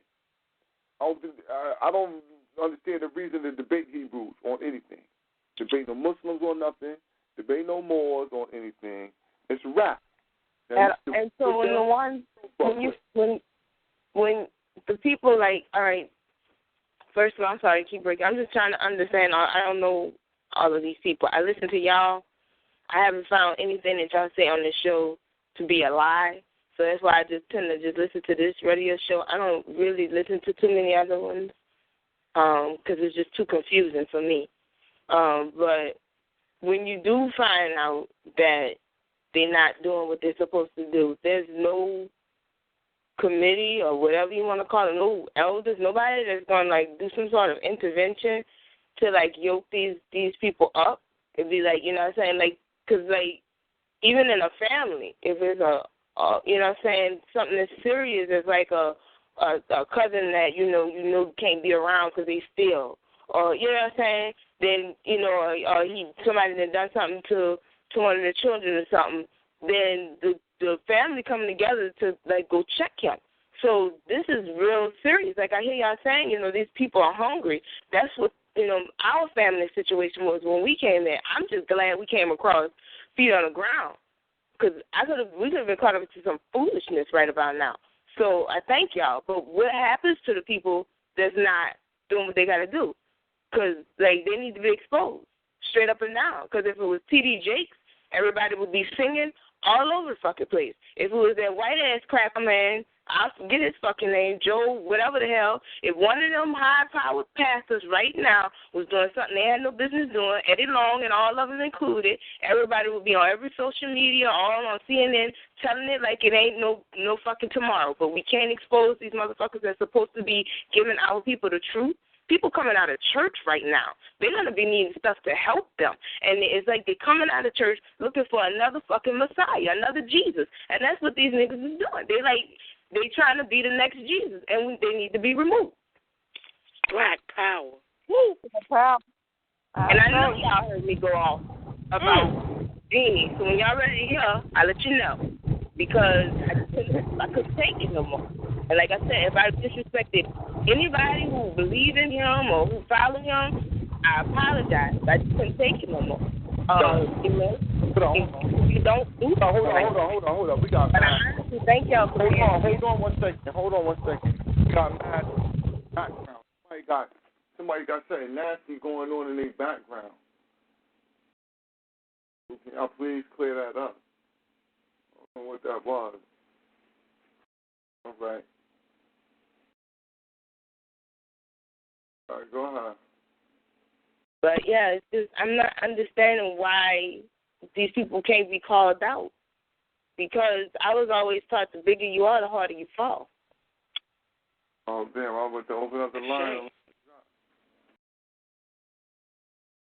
Sister, I think you really exposed something quite powerful. In particular, the fact that this is allowed to go on or to even happen because there's no checks and balances. No. That's real. And you know what happened? What happens is that people who really do mean good will introduce you to some of these snake. Excuse my language, y'all, but I'm pissed off. You know what I'm saying? Introduce you to some of these snake-ass motherfuckers. And if I was the type of person, I'm grateful for my king who taught me how to read people's personalities and read people's spirit and their energy first. So you could talk whatever you want to talk, but I didn't see you coming a mile away. You know what I'm saying? Because that's how he's taught me to view people. So, you know what I'm saying? So I would never, ever blame You know what I'm saying? Brother Bourne or Brother Cause for introducing me to that slick-ass genie motherfucker. But, you know what I'm saying, we gave our story. Yeah, we the Fernandez family. We gave our story. That story was going to lay dormant. I thought that we was going to have to swallow that. You know what I'm saying? And so when he was brought, it was brought to our attention that we could get our story out, and especially to somebody that look like us, that want to help us, that understand, you know what I'm saying, beyond our understanding of why it was so hard to get justice, you know what I'm saying, for these people molesting and raping our children, and you know what I'm saying, all kind of horrible things have happened to our children, and we still dealing with these crackers today. And he introduced us to this man, and I got on the phone, told him our story. That man was at my house in 3 days.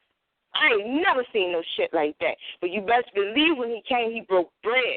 I fed him because I'm a country girl at heart, and I believe in putting some food in somebody's stomach when they come to your house, and I did. I went all out for him with the best that I had. You know what I'm saying? And I sat there, and I let my children tell their story to this man. You know what I'm saying? And he promised my babies, not just me and my king, but he promised my children that he said, we're going to make this right, and y'all will not have to go through this by yourself. And he would call us, and he would tell us, you know, I'm going to get you a lawyer, and we're going to make sure that you got a private investigator. And he even promised to get a therapist up here to talk to my boys, because when you do something to an African man, child, like that, it breaks their spirit. And I wanted a man that look like them, to talk to them and heal my babies. And he promised us that. And he did not go through on it. And he made a profit off of my baby's story, and shame on him.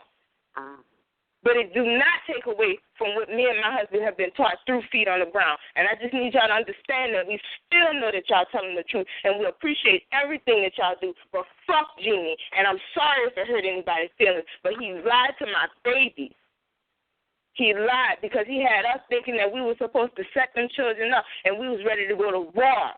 Talking about some damn war on the horizon. We had prepared our babies, and he left them with nothing.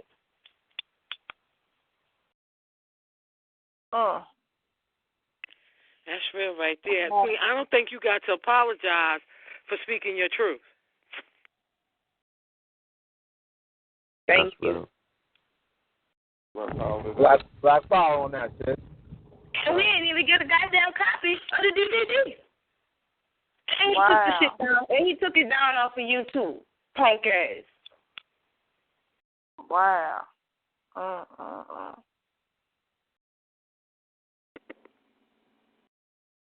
And people like that need to be exposed. They need to be exposed, because if I didn't know better, you know what I'm saying, I could have, but I told, you know, Brother Bone and then all of, you know, in private, I can't blame one man for another man's action. So, you know what I'm saying, Jenny has absolutely nothing to do with what we believe as far as the cause. We still believe in the liberation of our people. I'm going to fight till I die. And I got 5 babies. You best believe every last one of them got their fists up in the air. But their feet are definitely on the ground. We learned a lot from this situation. We don't hold nobody accountable. This is this is me speaking out and calling out one single snake. Black power. Now, who was that in, sister? For the family who didn't know? The irritated, stuck in the bottom, slick ass, lying motherfucking ass Genie. Black power. Black power. You know, he got a show coming on 7 o'clock Monday. Please be a guest. I would like to hear that conversation.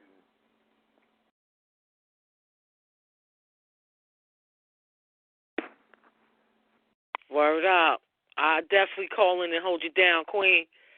Fuck that. But I just want to commend you and your husband for not allowing that to jade you from continuing to move towards your African selves. You know what I'm saying? Continuing to develop your African sense of perspective, because that could definitely do that to you. You know what I'm saying? Thank you.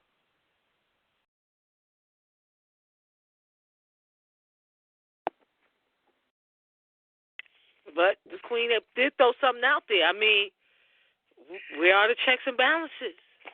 Yeah, no, this right? When you said that about the checks and balances, this the thing is it's no one community has freelancing or everybody freelancing. Everybody freelancing. They got their own little niche that they being held that they deal with and just freelance everywhere else. When Bob Automatics was saying that, it was like, yo, you got no checks and balances, so you got no, it's no code. Nobody got no, you know what I'm saying? Ain't nothing laid out. So if you ain't and anywhere that something is laid out, you ain't part of that community. So you should be like, yo, I ain't part of that. You can't hold me to that. And everybody just freelancing. And that's why this can happen to our people that, like myself, are trying to undo the mental enslavement. Be led astray by charlatans, for lack of a better word and shit. We brought up in a Messiah complex type of society, so we prone to look for a charismatic leader to lead us up out of any situation. You know what I mean? And so with that going on, you know what I mean, our people, no matter what you say on one end, you're gonna have other people on another end. Because people have built, because they haven't built, they building around the leaders.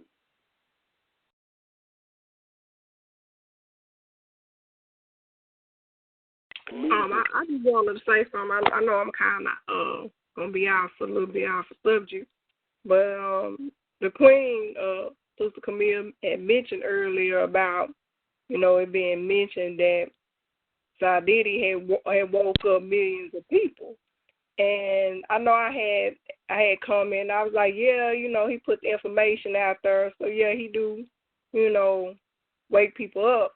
And then I sat there, I thought about it. I was like, it kind of cancels itself out when you're thinking about how many of the motherfuckers he done put to sleep by putting misinformation out there.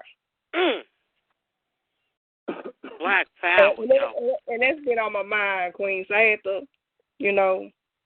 come back and, say that. Because I, what I'm saying, I ain't going to say side with Sadidi, but, sometimes you just need time to think on stuff. That's real talk. The argument which I've heard Bistro say, which I find disturbing, and I will never accept that he gives a platform to everybody. Well, you give a platform to people pushing religion and perversion. The very thing that's supposed to be anti your black and red, black and green, your black power stance. I don't understand it. You give time for the he-fools to continue to push that shit, as you said, sister. How many have he put to sleep? And you know what, you're right, because they promoting it like WWF, where they promoting it like, oh, these jokers won. They won the match this time. These won the match this time. Where you like, how can you, there's no win or lose. There is no debate in a debate against history against Bible. There is no debate. I mean,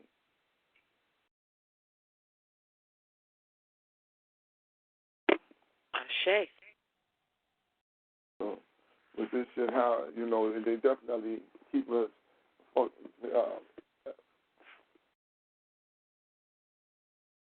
I'm supposed to say, family. This shit is,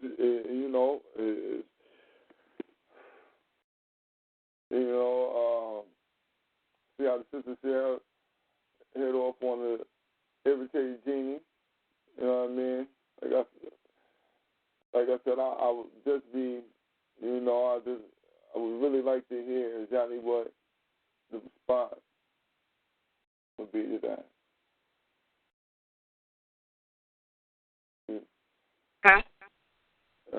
Yeah, I don't know your situation, sister, but I sure hate that happened to you, though. That's wrong. That he would do that. Touche, Queen. Word. Thank you. Honestly, I appreciate the support because I've had some very nasty comments coming from other queens, and I'm just not even understanding. I was like, this man's supposed to be married, and they coming hard for him like they side chicks. But, you know, that's their problem, not mine. I got my man. Yeah, sure. Black Power. It's funny you brought Irritated Jenny up, though, sis, because I was watching one of his little posts the other day with him and that beef between him and Seti after Brother Vaughn and them kind of put me on to it because I really don't watch too much unless I'm looking for something specific.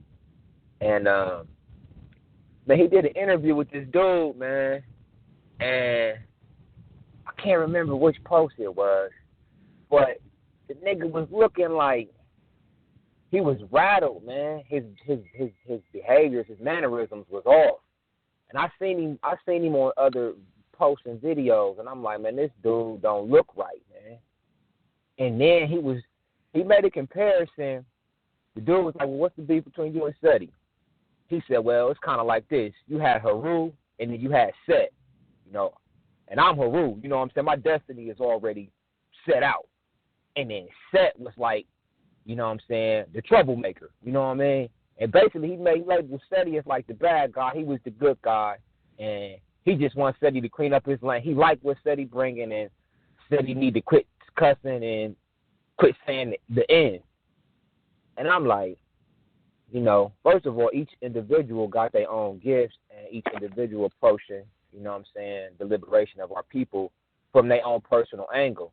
So for this dude to feel like he was the godfather to where he could tell another nigga, first of all, this shit he kicking, really, I don't feel like it's effective as far as it ain't addressing the situation, I feel, in the manner it need to be addressed. Because, like you said, the war on the horizon, but then you cut niggas off who cussing or saying niggas. But you talking about you ready to bang. So, but his whole aura just fucked me up. I'm like, man, this nigga fucked up. And this is the thing. When you're dealing with this type of knowledge and information, the only Messiah really is going to be you. You have to use your own personal connection with the elements of the universe to be able to see where you going and how you moving and what you need to be looking out for. You know what I'm saying? I'm not saying that you did anything wrong in the situation, but everybody got a spiritual energy where they can kind of peep shit and kind of see shit beyond the surface. So that's incumbent upon each individual to study and analyze situations to make sure that all the pieces of the puzzle fall in place. And when you start seeing shit ain't quite hitting, you gotta start, you know what I'm saying, making changes in the way you approaching shit. Because a lot of these niggas is slick talkers. They're preachers, but they're not religious preachers. These motherfuckers are conscious preachers. They come in with a lot of knowledge and shit. And some of this shit going to resonate with you because some of it's real. And then it's up to you to start peeping out the shit that don't match up and be like, hold up. This nigga talking too fast, talking too nervous. Man, this is a conscious hustle. Man. Exactly. Yep. And that's what Feet on the Ground kind of do. It gives you some tools to sharpen, to start questioning motherfuckers when they come in with all that rah-rah and that sensationalism. Like, yeah, fuck the white man. Because we hurting, our people hurting, and we want to get free. And this shit really going to take some solid, my brother Little and shit said, this is war. So this going to take some real solid, hardcore study, sacrifice. Yeah, man. It's marathon. So, but you looking for something, so you're gonna resonate when you hear a nigga talk about banging on the shit that you see holding you down, oppressing you. It's gonna resonate with you on your you know what I mean, on your revolutionary chakra. You're gonna be like, I feel you. Fuck this cracker. Fuck that. Yeah, it's that Christianity, that Islam shit. But then you gotta, okay, yeah, that might be part of it. But then that's when you gotta start using your own tools to be able to, you know what I'm saying, analyze the situation and put it in its proper context, like what Mekwa was talking about, the overstanding. Mm-hmm. So when niggas start coming to you, you can couple words out of nigga mouth, you'd be like, nah, like Doggy Diamonds, dog, we can't be cussing and saying the end. Okay, nigga, you cut. because that don't have nothing to do with we getting free. We by any means necessary. So you just canceled. I see you got an agenda.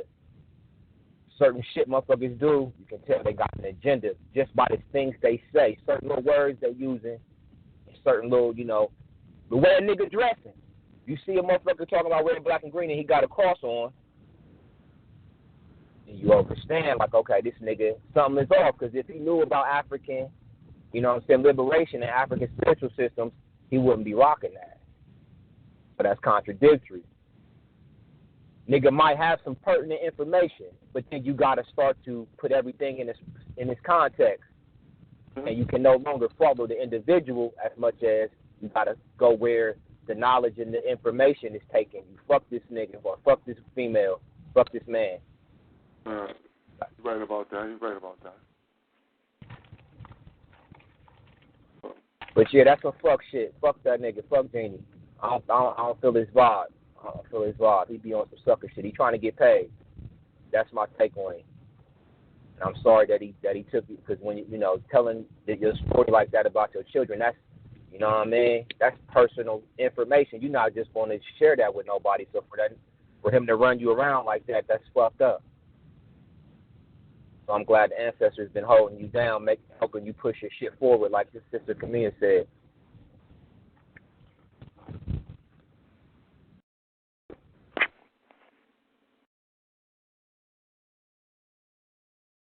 It's real out here, I tell you. It's so much to deal with, but I do think it's imperative that it is dealt with. If somebody is made themselves a self-appointed leader, like one of the things when you had mentioned that Genie joint, I seen that a while back, and one of the things that disturbed me was him painting the general as Set and himself as Haru. And the second thing was saying that he was chosen, So to the self-appointed leaders, of our liberation, as you are telling me, and are sharing real information, when it comes to certain time periods in history, it is fucked up if you are hustling the people. And that should not be something that is swept under the rug or kept quiet. It should be something that's put on full blast and dealt with. I love my people. So if I say I love my people, then I got to show that. If somebody violating them, what am I supposed to do? Not do nothing? Not say nothing about the shit? Then I don't love my people.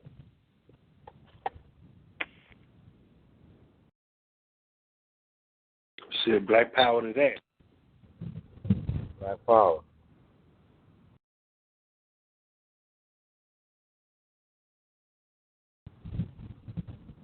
Niggas is about bread, man. He's a motherfucker. About to do more than you know. You said what, bro? That's the culture we in. Like what the young boys say on the stage, man. You know what I'm saying? Like at the Bentley, man. You driving the Bentley, man. Like that. You living in a brownstone, 2 feet. His neighbor 5 feet away. He doing it up there. Surrounded by the bees. It's a beautiful thing. He's surrounded by the bees. Your next door neighbor 10 feet away. You can spit from your driveway into his. What you paying? Goddamn, $3,500 to $5,000 a motherfucking month on this bitch. How is he different from a preacher, as the sister said? Fuck that. That's black power?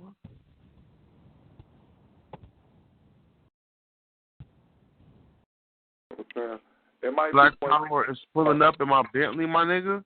That's black power? You might have got that on the, what you call it, with on the tax lien. You got that shit for Black Dot. Black Dot said, if these rappers are using, not Black Dot, what's the nigga name, man? What's his name, y'all? The boy worked with me last time. What? I'd have had a couple cats that He be with blue dot, red pill, red black dot, and black dot. He said, if these rappers and shit are using Bentleys and shit and pulling up looking real nice, we gonna have to be doing that shit too to get their attention. And it's misleading because that ain't black liberation. That's liberation. Nah, that's buying it back into the system. Yeah, man, come on, man. You know how much a fucking Bentley costs, man? You know, fucking used one. Fuck the price. Fuck the price. Africa's making cars. So Africa, and they got Nigeria got a car. Ghana got a nice motherfucking car. Luxurious cars, nigga. Yeah. I put a picture of the hangouts, all white leather interior, the shit on the left side, fucking these joints up, nigga. So this is just as expensive as a European joint. So if it's really about expense, that's not the issue. It's about manufacturing. It's about what culture you promote. I say, you know, definitely, right here. That's a very good point right there, because there is excellent car manufacturing, and if you really want to show prestige, African, you would import an African-made vehicle. No doubt. And then the truth is, when you get greasy out here, though, man, you're not gonna be able to make a lot of money on being a revolutionary. You know what I'm saying? It's not no wealthy trade. Because really, you looking to burn all this shit down. Yeah, man. So it's an oxymoron to say, like, you can be a revolutionary and still get money. Well, you can get a little paper, but in the end, all this shit gotta go. You know what I'm saying? That's what it is, man. Niggas be losing focus on what the goddamn goal is, man, of this shit, and that's African liberation, man. You know what I'm saying? The liberation of our people, man. You losing the focus on that site right there, man. You know what I'm saying? Which is damn freedom, my nigga. Which is goddamn getting that get back. You know what I'm saying? Fuck that trying to shine and all. I mean, shit. We know that the kids like to see that. But goddamn, man, shit. We trying to goddamn change these niggas' mind off that shit. These niggas dying behind trying to get a Bentley. Black power. Black power. They ain't gonna. Sorry.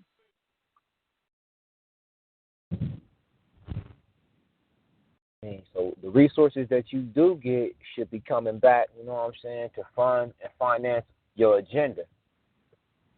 So then, if you ain't doing that, you working against your people, from my perspective. And so a nigga can't be running around really in Bentleys and shit, because it's not conducive to liberation. It look like a coupe. Damn, nigga, you got a coupe? That shit look like a coupe, son. 2 horses, nigga. You got a fucking coupe, nigga. You got 4 kids, 3, 4 wives. That shit just trips me out, man. How niggas will sit back, claim to love niggas, claim to love what niggas stand on, but they won't fucking live by niggas' principles, man. That shit just fucks me up all the time. I see it every day. Niggas say, I love Pac, but goddamn, you don't stand on the principles this man stood on. Niggas say, I love Dr. Khalid Muhammad or goddamn Dr. John Henry Clark, but you won't stand on the shit they stood on, my nigga. Them niggas was fucking goddamn me barely make. Man, Mick told us, man, Dr. John Henry Clark ain't never even have a car, my nigga. Yeah. Black power. Mm-hmm. God damn, my nigga, stand on that shit, man. Shit. And that's what bothers me. It gotta be more than money, my nigga. If money is the end, if the money is the end all be out, and we gonna stay in this position we been in, man. Yeah, we ain't never gonna win. Yeah, we never win. That's why them motherfuckers can come and tell your partner to snitch on your motherfucking ass. Mhm. Because you always got a price. A motherfucker's gonna pay. I bet it ain't no amount of money, my nigga. Them hoes can offer no Chinese man to snitch on another China man. Nigga, These niggas Not unless he was educated in Europe. Come up, my nigga. But on some real shit, that's what bothered me. And, you know, the video with Sinetta and them, that was the thing that one of the things that disturbed me. You know, this thing that people are hating on you for making money for bringing information to the people. That's not the case. You know, for me, the shit is you got into this, I thought, for the liberation of our people. If you get anything in return for something that is quite admirable, that's just gravy on top. But that should not be your main focal point for doing that. That's fucked up. And I never seen that from the people y'all say y'all whose shoulders y'all stand on, Dr. Ben and them. I ain't seen that. Now, I ain't seen a lot. Don't get it twisted. But with little, I never saw that. And we definitely don't see that with Baba Maddox. We already know everything for free all the time, regardless who the speaker. From the general on down.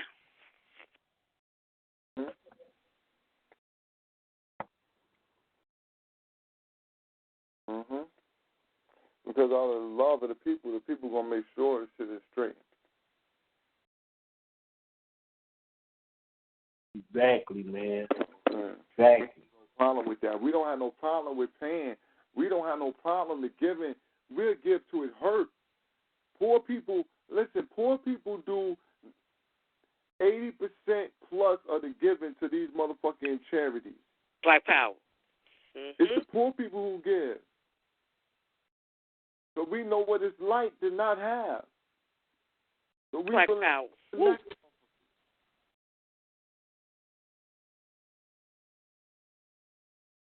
That's true shit.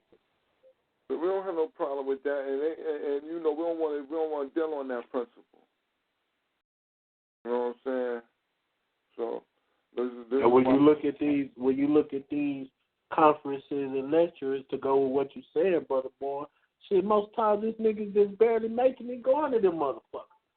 That's right. You going in there, you gonna hit them for the extra $5 at the door. You gonna hit them for the extra $5 so you can stay. You gonna hit them for this. You gonna ask them to donate. You go, goddamn, my nigga. Shit. Yo, listen, niggas do be on shit. We understand that's a part of this shit, but goddamn, freedom ain't free. We understand that, but goddamn, my nigga, where's the line, my nigga? Listen, son, I was like, yo, they should at least give you a water or something with this shit. Because I'm telling you, I done went up there on a shoestring budget before, son. For real, bro. Ashe. Right, nigga, this is all I got. And you out $100 before you sit down. Yeah. Shit. Knowing you ain't need to spend that, but goddamn, you know what I'm saying? $100 in the fucking hole ASAP. Knowing that like, damn.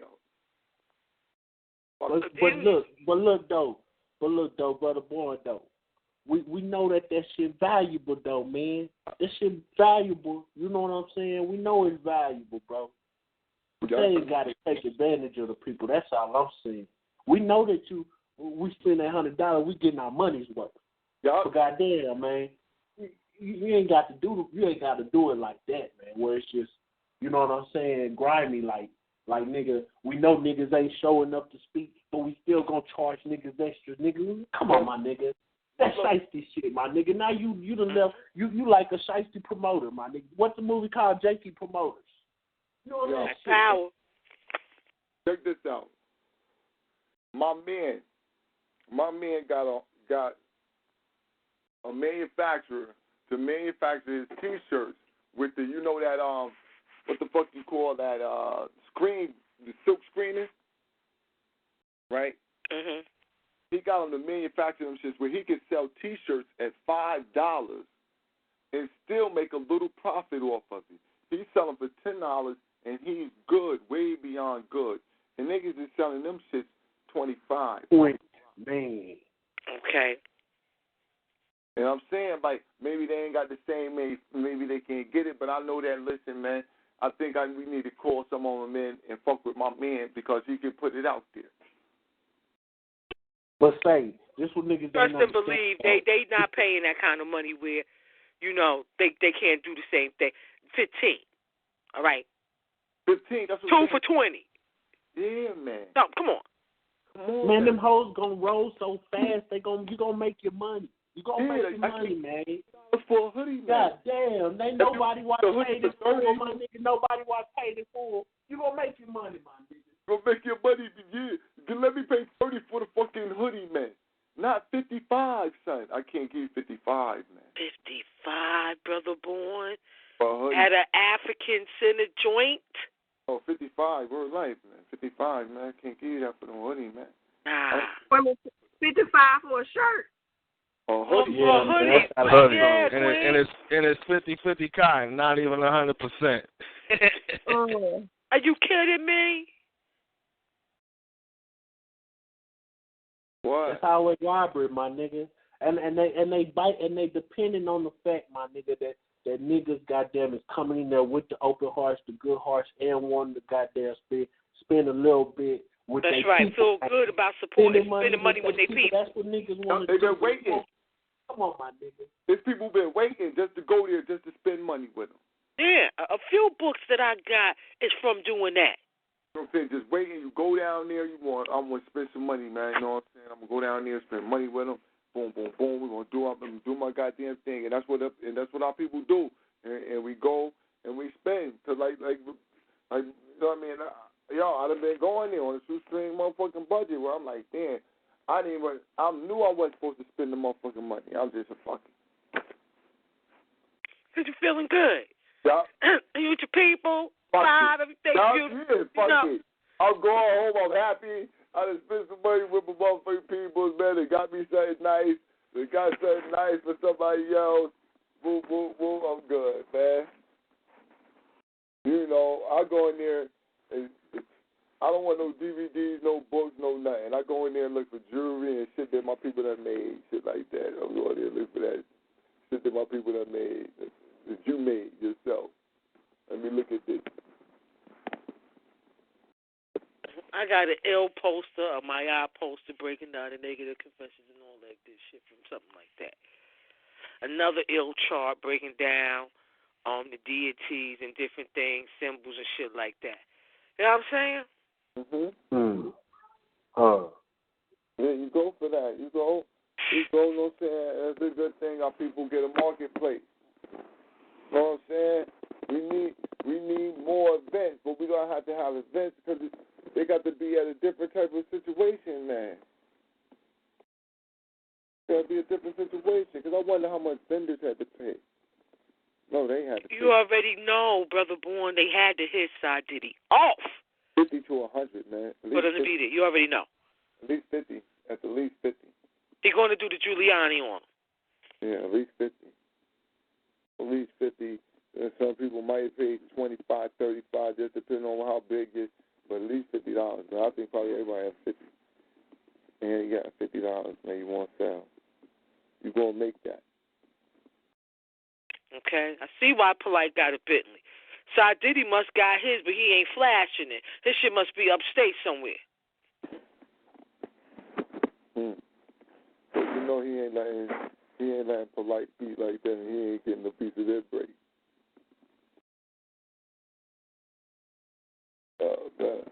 But you know, who knows? I mean, like I said, man, they could do it. I don't have listen, man, get the people together. But I think that the way that the events are themed, it should be at a less of a cost. You know what I mean? The people should be able to come in, or if you charging that, it should come accompanied with something. The people should leave with something. I'm talking about in their hands, some physical something. They should eat, whatever. Something should go on with that. You charge them $20, $25. You know what I mean? Something should go on with that. At least let me get something besides this little plastic bracelet. Commemorative item or something. Yeah, commemorative item, something like that. Yeah, man, especially young word. What about? Not as you're going to bring it. You charging that. Come on, man. At least a commemorative item. all the money being collected at the door. You seeing all that bread right then and there. Son, come on, man. Because you're going to pay for everything already in advance. Everything already paid in. And are we going to talk about the fact that it was at the place that let fags in?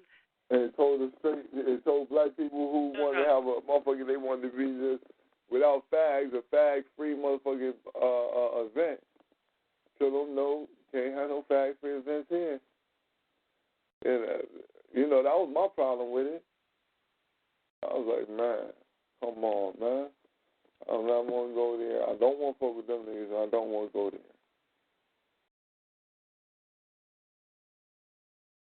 Because they against a fag-free zone. But, these things is new age. So, the new age, man, you don't know who's soft and who's not. Ain't all type of shit going on. All type of shit going on.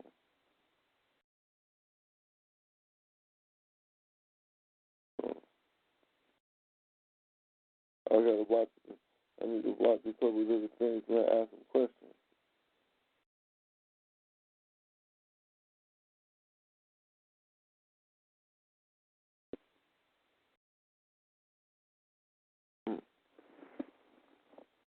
But yeah, family, hold on.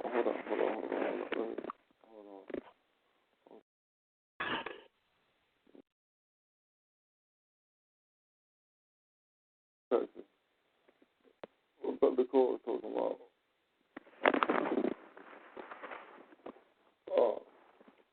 Brother Cole's over there typing and chatting around. I don't even know what he's talking about. I read that late, Brother Cole. Yeah, I'm trying to find the book because I think that the clock speak right to this. You got your book, Brother Vaughn, who portraying the African Holocaust, speak to what happens when the money aspect gets involved with a lot of these movements. And how, those who promote that, you know what I mean? Yeah.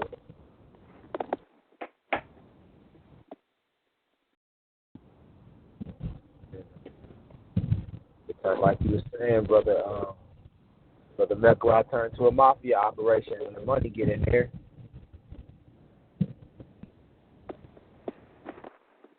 Mm-hmm.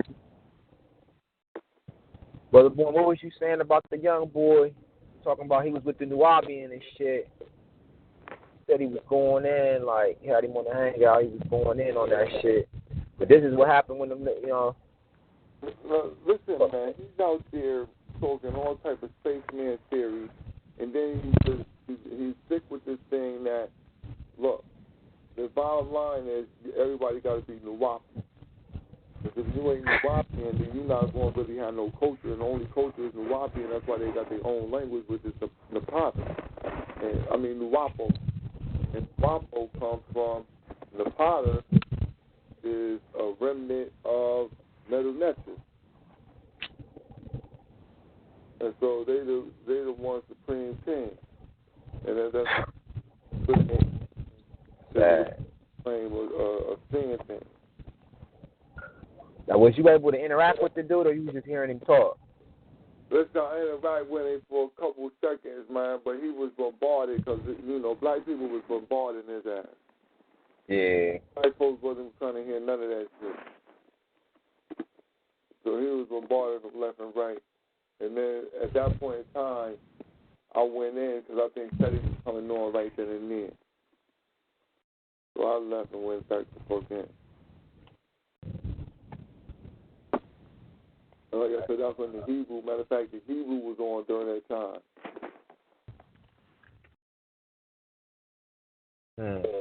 Mm-hmm. As Dr. Clark say, too many imitators and not enough innovators. We're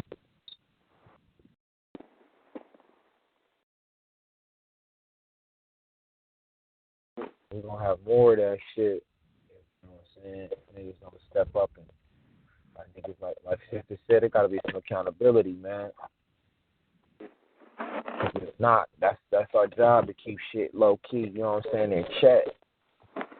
man, it's got to be done. It's gonna create some rifts, but the truth is, in this motherfucker anyway, nigga, you're not gonna be able to merge with every little group out here on the revolution, because niggas' philosophical religious position is gonna cause direct confrontation between liberation and niggas still being enslaved. Yeah, that's black power. There ain't no way around that shit. We gotta get to that point. We gotta get to understanding that. Listen, man, we ain't gonna be no 100%. So we're waiting for this great big 100%. At one time, big massive movement like that. You wildin'. Now, I'm not saying that we not all, and I'm saying like when I say all, I still mean understandable majority. Not every single person. I'm not saying that we not all gonna get free. And run, and you know what I mean, and hit that finish line together on the win. But what I am saying though is that we can't be waiting for 100%. Mm-hmm. That's why it's dangerous. They become neo revolutionaries. Actually become basically neo-colonialists. They American society is bent on the principle of turning motherfuckers out, meaning to turn an individual out and to mainly turn an individual against their own culture and support American culture. That's something we really got a privilege to look at when we first come here. How long they will hold on to their cultural values before they come Americanized, right? That's that same aspect even falls for individuals in this so-called movement when the economic situation comes into play. When there's no true, real thought-out plan for what the economic situation needs to be addressed, but there's a drive to support the economic. And see, that's a problem because if you got niggas like Polite, because that's really the problem of the source. Because I like Son Netta when he was at the debate with Nasser Tahoudi and Wesley Muhammad. Wasn't until this nigga Polite came on the scene that you seen a whole different genre of debates. And the theme changed, and so did the characters did. Because at that point, we were using the Islam to open up some real information. Fucked up echo, bro. Yeah, I hear it too. Especially pertaining to they principal teachers. It was the first time in a long time we got insight on the pertinent teachers, what they was talking about. You know what I mean? And then we switched from that to Hebrews. One thing at the center of all them niggas' philosophy I noticed is masonry, though. Ain't no denying that. All them niggas fuck with masonry. If you fuck with masonry, that was that whole little theme was when Unc and them wearing them 33 shirts. Nigga, that shit would have nothing to do with Kemet. Nothing to do with Africa. Them niggas is, you might have said them niggas is wearing Jesus Christ shirts. So when you go into their book, when you open up their Bible, it said that all prophets died at around the age of 40, except Jesus Christ. He died at 33. And then all Masons take an oath to hold Jesus Christ up. See, these niggas is holding secret. All of them Wabi niggas is black Masons. You know what I'm saying? Mm-hmm. Oh, niggas is 21st century slaves, man. Hello? Mm-hmm. So they 21st century slaves, man. Them is new slaves. And I hope niggas caught up and watched the movie Rosewood and seen the role that the black Mason play in the white man's little tyranny. Anybody seen it recently? Anybody get a chance to watch the shit? After the white man beat the white woman and raped her and shit. He was in the poor black community. He ran to them niggas' house, and them niggas helped him get away. Watch that shit again. That nigga showed his little ring, his little handshake, and they got that nigga out of Dodge. Feel me? And even though that was a movie, they let you know that's the role that them niggas play. They make sure that white folks get safely in and out our neighborhoods. Paid the price. Can I ask a question? Good. Hello? Huh? Hello? Hello, chime in. Oh, I have a question. You know, we have young children, so, and I homeschool, and my son, who is 11, wanted to know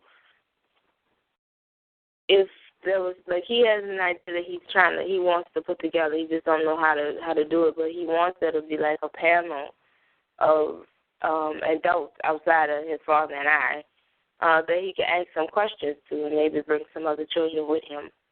So I know y'all talk about like debates and stuff, but is it possible for the people that we listen to, like, for y'all to meet up maybe so we can talk, like almost like a radio show, but like face to face still?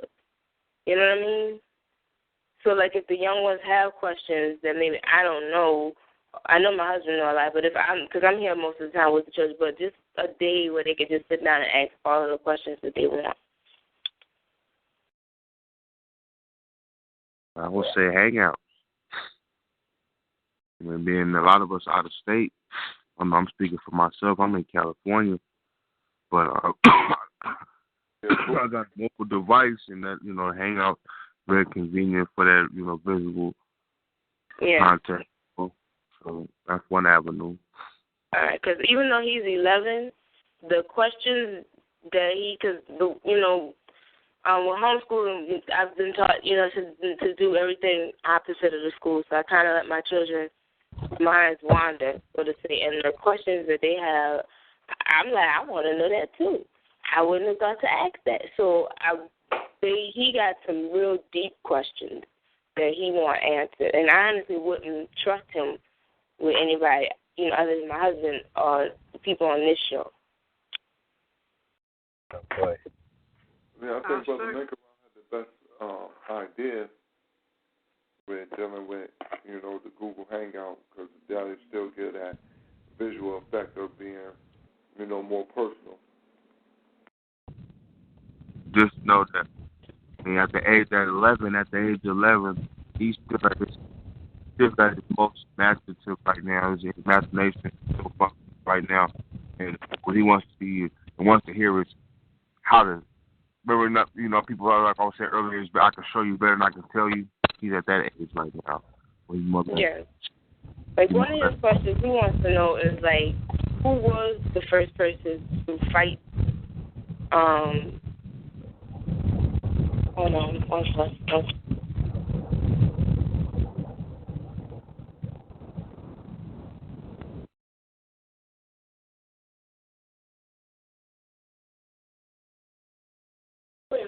Like before slavery? Yeah. He was like, one of his questions was, what was it like before slavery, right?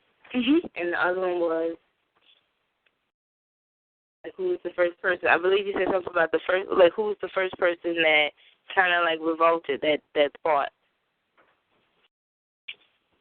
Yeah, who was the first person to stand up for freedom, I guess.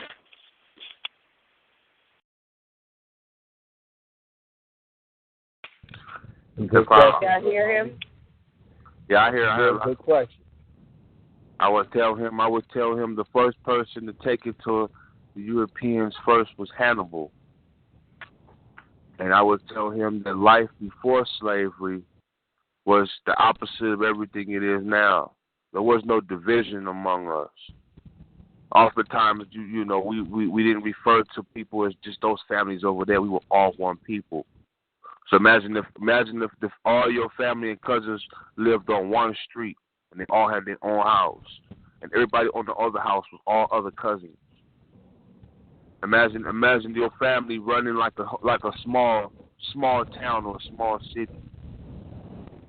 Imagine imagine the time, young man, when there is no borders, no fences, no buildings, trees, life. Everybody was welcome to each other. Free, yes. We were more civil with one another because we had. You see what happens when you have people cooped up together? People need space so they can all get along, right? Yeah. This is how it was before slavery. Everybody had their own piece of land, so everybody had their own peace of mind. There was no, you can't go there. There was no limits. What I'm trying to say. You see fences. I don't know where you're at now, but you see fences, and everybody have their own little piece of, their own land. They will have their own little small room. We ate outside together. It was like a barbecue every day. We did everything together. There was no division among us. Everybody had a place. So you had about 100 kids your age you grew up with, and there was no challenging. There was no kind of division in terms of poverty. There was no such word as poverty because nobody was really poor. Well, how are we going to be able to bring that back? Well, we have to bring everybody who knows and then wake other people up, or do we just take it from where we are now? Well, right now, I think we gotta love each other right now. Do you see a lot of love where you at among our people, or do you see confusion? I see a lot of division. A lot of division, huh? So it's gonna have to take love to bring everybody together. Would you agree? Yeah. And once you love somebody, you protect them, right? Yeah. If you don't protect, I can't protect you if I don't love you. So once we come back, we start loving each other, we're gonna start protecting each other.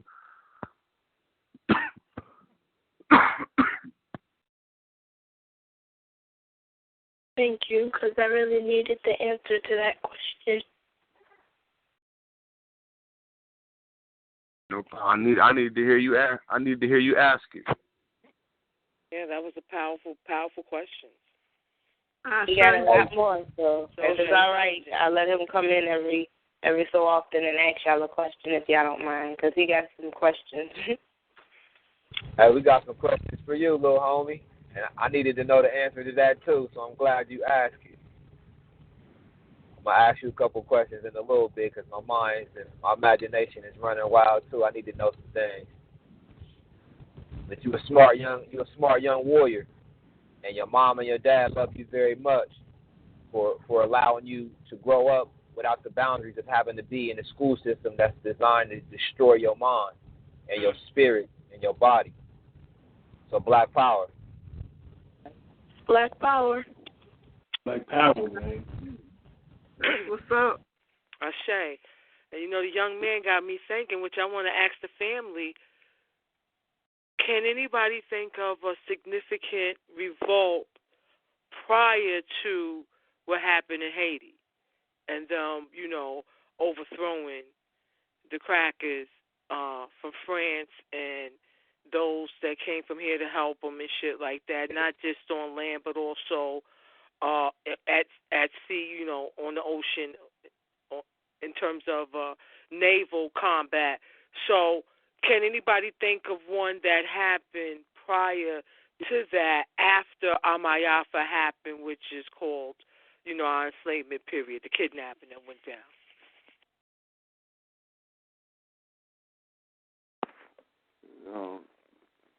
I hear of the Queen Nzinga that led the revolt when she found out, but that was more like on the home. That was more on the motherland, though.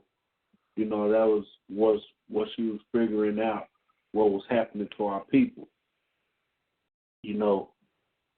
But as far as what you're talking about, the only one I could think of was Haiti. The brothers was wild, and it was in Virginia. I gotta find the literature. But I like to add this though, man. our people always fought, man. Yeah, I gotta find it. Never was a time that we just gave in to them motherfuckers. My bad, little man. It never was a time we just gave in to them white folks, man.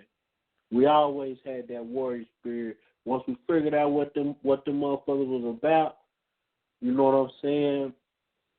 Shoot, Dr. Chancellor Williams, man, he told us, he tells us all the time. He told us in the book, man, it never was a time we just laid down to them motherfuckers, man.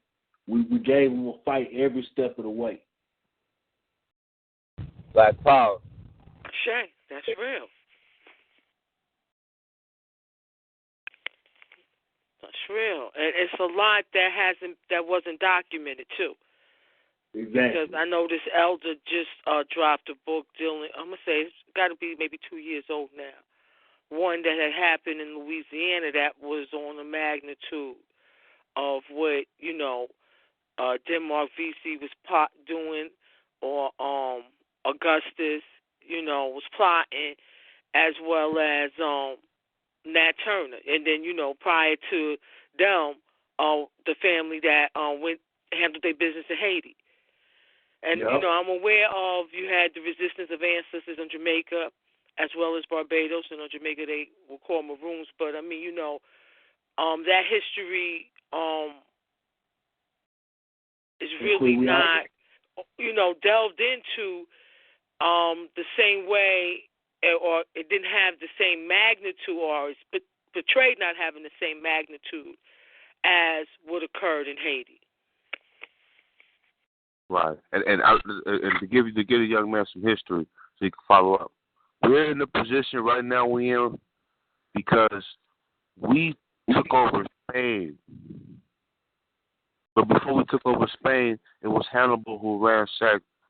It was the attack from Italy. That was we launched the first offense, and we was dealing with Romans at that time. You know the Romans, the big nose people with the funny haircut. But after we dealt with them, we're in this position right now because after we conquered, the Strait of Gibraltar. But it was what was the general name? That. That, yeah. Yeah. That was a Senegalese, West African. We civilized Europe twice, and it was we're in the predicament we're in right now because after we took over Spain, the last reign we had was when Queen Isabella came to power. Queen Isabella turned on us, as did the Catholic Church. The Catholic Church instituted slavery. The Spanish and the Portuguese were the first under the power of the church who went into that. Now, what's important to know is that's why we don't get along with Spanish-speaking people too, young man, because of that conflict. Now, we have a lot of people talk about their Moors and all that, but they don't want to deal with that history with Spain. Dr. Clark was the last one to really put that in perspective, to be really correct and address the betrayal. Who betrayed us? Christians, Jews, and Arabs. Because when we got kicked out of Spain, the Arabs got kicked out of Spain, and so did the Jews. A lot of the Jews changed their names to Christian names and went into the slave trade.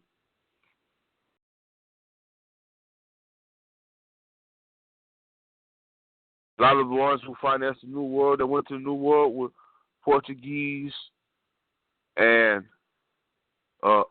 Spanish Jews, Sephardim Jews. They went into the slave trade. So the whole fight, like just we said, through the Caribbean was with that too. And the first contact that the Spanish were making. So our first enemies from that betrayal was the Portuguese and the Spaniards. Mhm. Mhm. And right now we got a problem with Portuguese and Spaniards right now. And in my opinion, before we deal with this European, we're gonna have to first deal with this, because I know it's the same thing in California that is back east. When these motherfucking Spanish motherfuckers go to jail, they no longer back no more. but they're no longer white. But they want their own. Now, I speak English, but I wouldn't say I'm an Englishman. You see what I'm saying? I would never brag and say I'm English.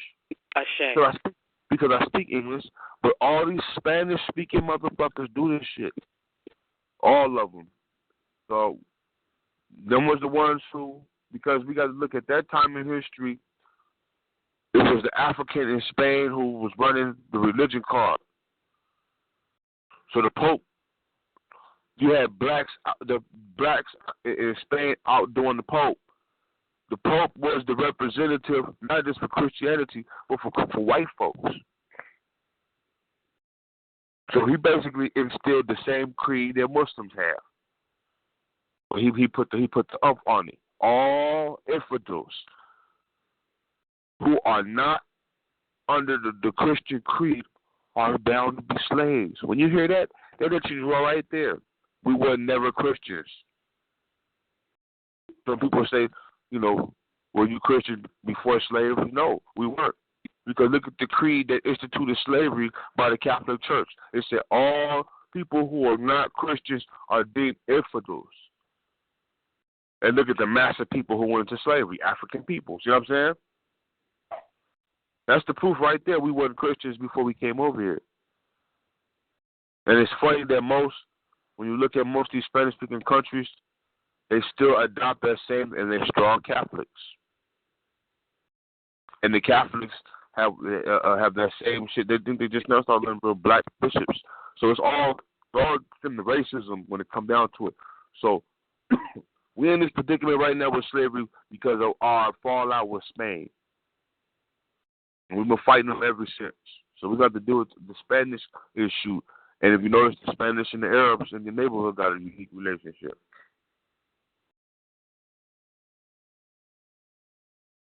They ain't forgot the history. What did happen to those Arabs during the fallout of Spain? Where did they go?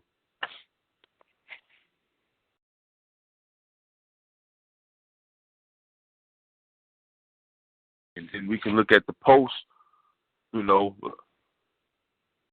one thing about European history is you never hear about, it's very spotty itself. So you get lapses in history, like they jump from 1492, they jump right to 1611, 1613. That's when the first slave comes to America, right? They jump to the 1700s. They have you under illusion that ain't nothing going on during this time in history. We fight back during this whole time. Look at when the first slaves got here in the 1600s, and then look when it became a business in the 1800s. So they didn't just come over here and start and just have success at running Negroes. We were fighting them the whole way. In fact, they had problems during the Civil Wars because slave masters didn't want to leave the plantations because they were afraid that their Negroes wouldn't have no control. And there's always been a larger population of us over here than there was them until recently. But now that's starting to ease out with the Latinos. But the Latinos, like I said, are doing what they did back then. They're white now. We got white Hispanics. They're doing the same thing they was doing in Spain. And you think about it, shoot, their main reason for having most of the torture devices and all that shit, coming up with that bullshit, the chains and all this other shit, was because niggas was kicking their ass. Niggas had a foot permanently stuck up their white ass, man. You know what I'm saying? So they had to figure out different ways they could try to goddamn beat that warrior spirit out of niggas. You know what I'm saying? Nobody has been successful without us in their wars. So even when you talk about the Greeks had African warriors in their army and generals. No, I don't know what this. Only one who didn't, and I respect him. When Constantine came in, so I was arguing that was an all-white army, and there's motherfucking Nazis.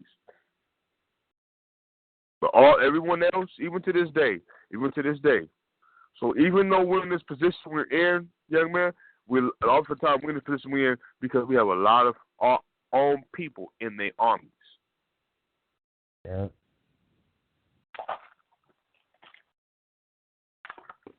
And also, little homie, I wanted to tell you, this is from Dr. John Henry Clark. Before slavery in Africa, we didn't have jails. Our societies functioned so well. We got along so well with each other. We didn't have jails. Nobody was being arrested, thrown into jails. We didn't have orphanages for children with no homes. All the children was taken care of by people in the community. So everybody's child was somebody else's child in the community. And then the fight that you're talking about, as far as us revolting, the revolt's still going on to this day. That's what the people on this line, that's what we doing.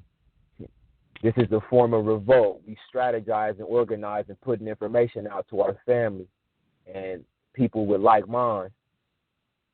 Because what's happening is the European has controlled all the media. So they're putting out so much wrong information. Our people are confused about what it is that's got them in a situation that they're in, still under oppression. So this is why you see a lot of this backwards behavior. Yet and still, there's warrior kings and warrior queens on the front line still banging hard. And you are part of the next generation. So I'm glad Mommy got you on the line and Daddy got you on the line, because when we transition and make our transition to the ancestor realm, the spiritual realm, the fight, the physical fight is going to be for you and your brothers and sisters to take up. So you need to get as much knowledge and wisdom as possible to prepare yourself for us to hand the baton off to you. We're going to pass the torch to you, and you will be on this line strategizing with another young man, asking you the same questions you asking us today. Black power. Black power. Black power.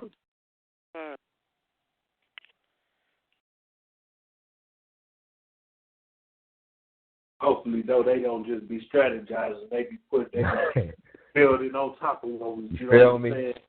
Listening to some of the old feet on the ground and saying, okay, that's what brothers say. That's what we rocking with right there. Black power. And your mother and father must be doing something extremely well. And I know your other brothers and sisters back there with questions too. And we love y'all, you know what I'm saying? Y'all made this show something for me. Y'all made it. This is a very special show tonight. All the shows are special, but this one right here, y'all added another element to it for me tonight. So I appreciate you and I love you for your contribution. Because without the youth, there is no revolution. Without the children, you won't have no revolt. There's no revolution. Ashe. And I want to say to the King word, Black Power, that remember too, and I'm quite for sure your parents have shared this with you, there's no such thing as a dumb question.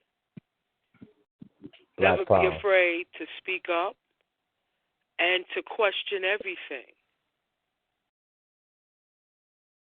You are, even though you're 11, you are a thinking African mastermind. You have that seed in you, and the fact that you have these kind of complex questions, thoughtful questions, at 11 is beyond impressive. And I want to also share my love and let you know I love you too. And if you ask me something that I don't know, I'm going to let you know that. And I want you to also know too, at age 11, there are things that you can teach me. Ashe. Ashe. Black power.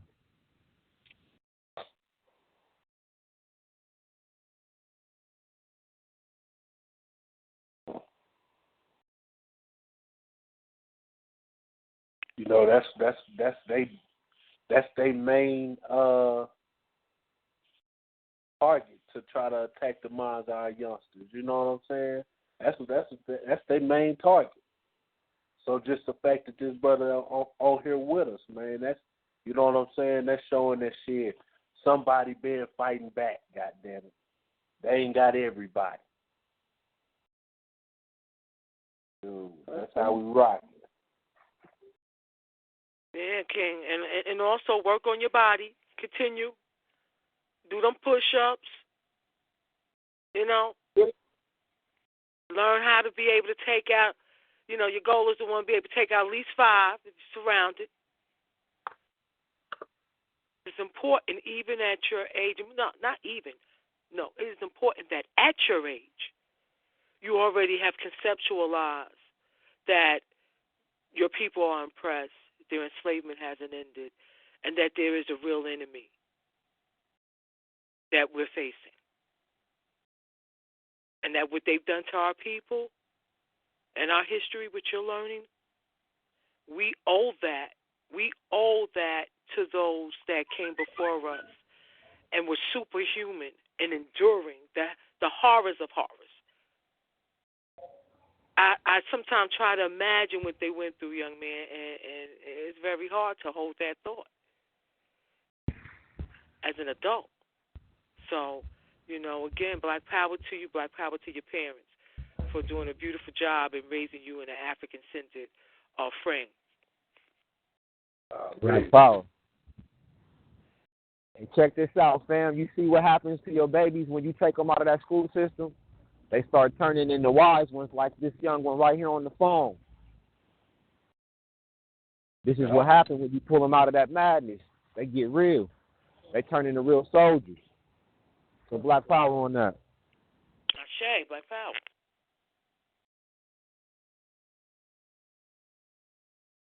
And this who has to be protected from charlatans. Mm-hmm. That beautiful mind of his, you know?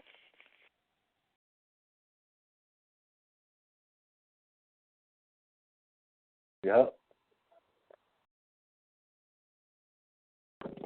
Because they after their young mind, too. Shit.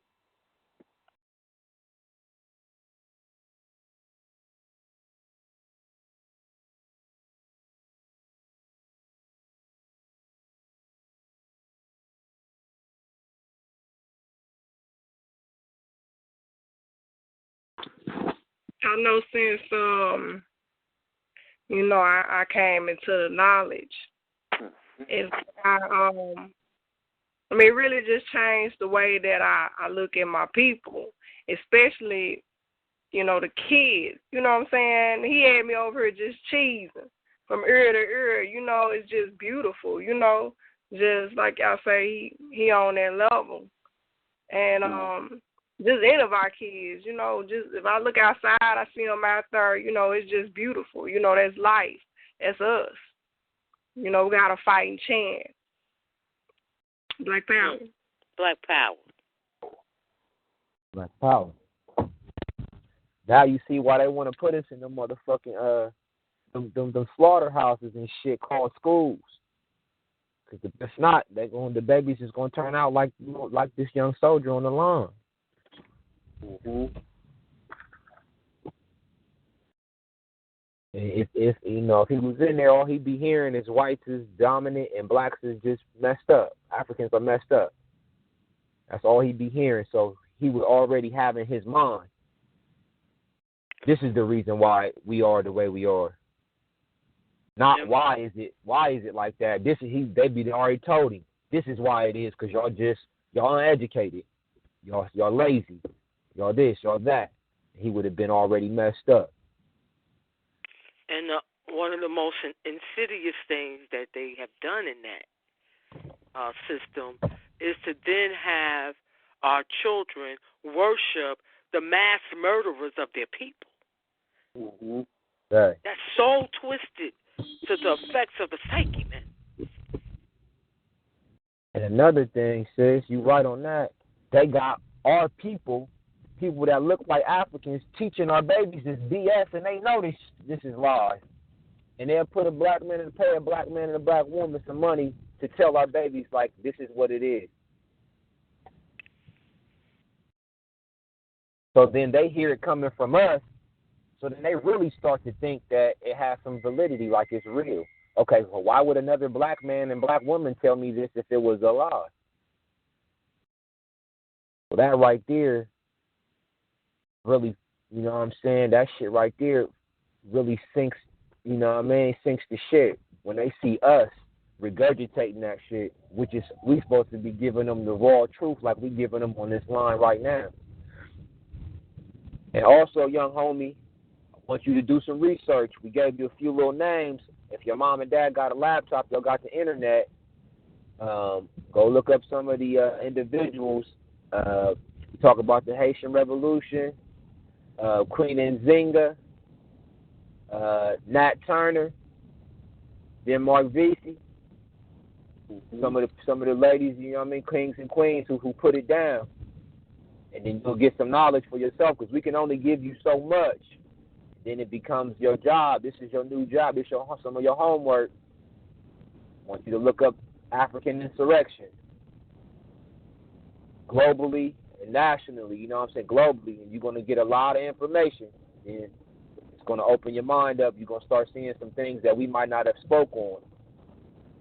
And you can look up the first civilization, ancient African civilization, and it'll start showing you what we were doing, how we were living before we had these interruptions of these invaders. You got to understand with the European, it was a survival move for him to come to Africa and other places around the globe to conquer, to steal, to rob and rape. Because in Europe at that time, which is really Asia, because it's not a continent, they didn't have enough resources to be able to sustain them. So they had to venture out. Once we brought them maritime, you know what I'm saying, we taught them about sailing and shipbuilding. That was brought in by the Moors. Like the brother said, Brother Mekara, I told you earlier, the Moors were in Spain. They didn't know nothing about building those ships prior to us coming in there, us coming into Europe, which was in Spain and southern Europe. So then when they found out about that, then they started to hear about all the riches and the knowledge and wisdom that was in Africa. So they was like, man, not only did they hear about it, but when the Moors came there, they saw the actual result. Like they saw tangible things. They saw the jewels, the ships, the knowledge, the wisdom, the medicine. We showed them how to grow food. They seen all of these things, and they were like, we need to know where these people came from, because we need to get control of this group of people in order to be able to survive, because if not, we're going to die off. So then they put together a military campaign and set off out of Europe to conquer and to put into slavery any non-European people. And they would take the wealth and resources from those people and send it back to Europe to build Europe into what it is today. But the truth is, only on the material realm is Europe have any value. The people are still savages. They still homosexuals. The culture in and of itself is as foul and grimy and nasty and worthless as it's ever been. So don't get fooled by the glitz and the glamour, by the shell. When you pull the shell back, you're dealing with a beast, a Neanderthal, a savage, a raw meat-eating savage. Because the civilized, you know what I'm saying, a civilized people, a good-hearted people, they don't go around the earth robbing and raping children, women, and men. They don't do that. Civilized people don't do these things. And so civilized people have a badge of honor that they rock with, and that's that beautiful skin color that you got from your mother and your father and those that came before them. Mm-hmm. It is crucial, young man, that you understand you are special, you are separate and unequal from all those who have not been blessed with the degree of melanin, that beautiful skin color that you have been blessed with. Because it's also a reflection of the capabilities of your mind, being unlimitless. Please know that. Because you are surrounded in a society sending you all kind of images trying to convince you of the opposite. And there's a reason why. They cannot allow you to wake up and understand that. that the very essence of who you are makes you superior. Mm-hmm. That's power. Thank you. And the very essence of your enemy, which is the European, and other groups, which is the Arabs and Asians, these people are your enemy by nature. So don't fall for the game that, people change, they're Christians, and they got good hearts. Not all people are bad. You have to understand that by nature, innately, all of these people are your enemy. Now, you got to devise your own plan with your people, how to deal with them. But don't be fooled. Nothing has changed since they put us in slavery in the early ages. This is the same cracker, like this is the same white person. The person you see on the TV, the person you see at the store, these are the same people. They're smiling, you know what I'm saying, and they dressed up. But underneath all of that, they look, they know that they're your enemy. This is why you see young black males getting shot in the street. This is why you seeing the Mike Browns, the Trayvon Martins, and nobody's going to jail. People are walking because they know they don't see you as having any value. They know that they're your enemy, you're their enemy. This is why nobody's going to jail behind these types of incidents. So there's your proof. So you don't have to think and say, well, the proof is somebody can shoot you point blank, broad daylight, and they don't go to jail. But if you turn around and you see a black person shoot a white person, they're not even going to make it to jail. They're going to murder them right there. Even if you don't shoot nobody, you just go into the store and they roll up on you and they don't like the way you addressing them, they will murder you right there in the street. They will shoot you in the street. So that tells you that you still have an enemy out here, alive and well. Just be you know what I mean? I ain't trying to scare you, just giving you some, this is just raw knowledge. This knowledge may be even more viable at this point right now than the historical knowledge that we gave you, because you got to step outside of your house and, interact day to day. This is some serious knowledge right there on that tip.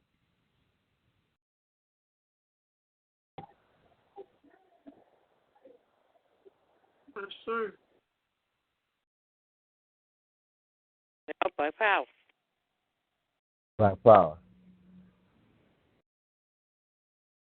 All right, fam, I got to fall back, fam, so I'm going to holler at y'all coming up on Tuesday. I love everybody on the line. Black power. Black power. Black power, King. Marry you too. To reiterate what the brother was saying earlier, man, it was definitely a good thing to have the young brother come on, ask his question, get the question answered. Great, excellent discourse, and excellent breakdown by our brother Minkaroff, in a mannerism that was concise, a lot of information made concise, but made simplified enough, you know what I'm saying, that you could understand it, no matter the age. Ashe. Mm-hmm.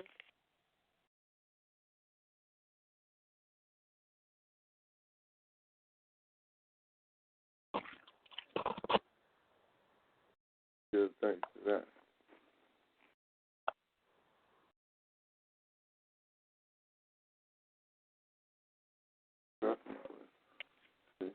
And as you can see, man, none of what nobody told the youngster, man, had to do with no goddamn money, man. You know what I'm saying? Everybody telling the youngster, man, about goddamn liberating your mind, liberating your behind, man. Like the great Dr. Khalil would say.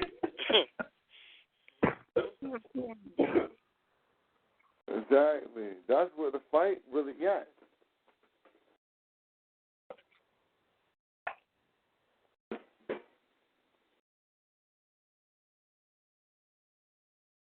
Ashe, Brother Born. That's right. Yeah. Once you get your head right, we're going to fight. Once we get our head right, we're going to fight, because listen, it just started.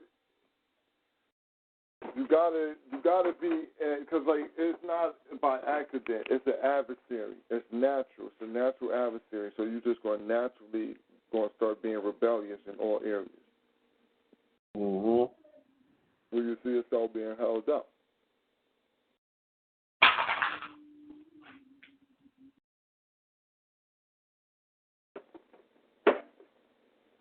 And it's good too, because when you get honest questions coming from youngsters, you get the perspective of looking at it for what it is without being biased.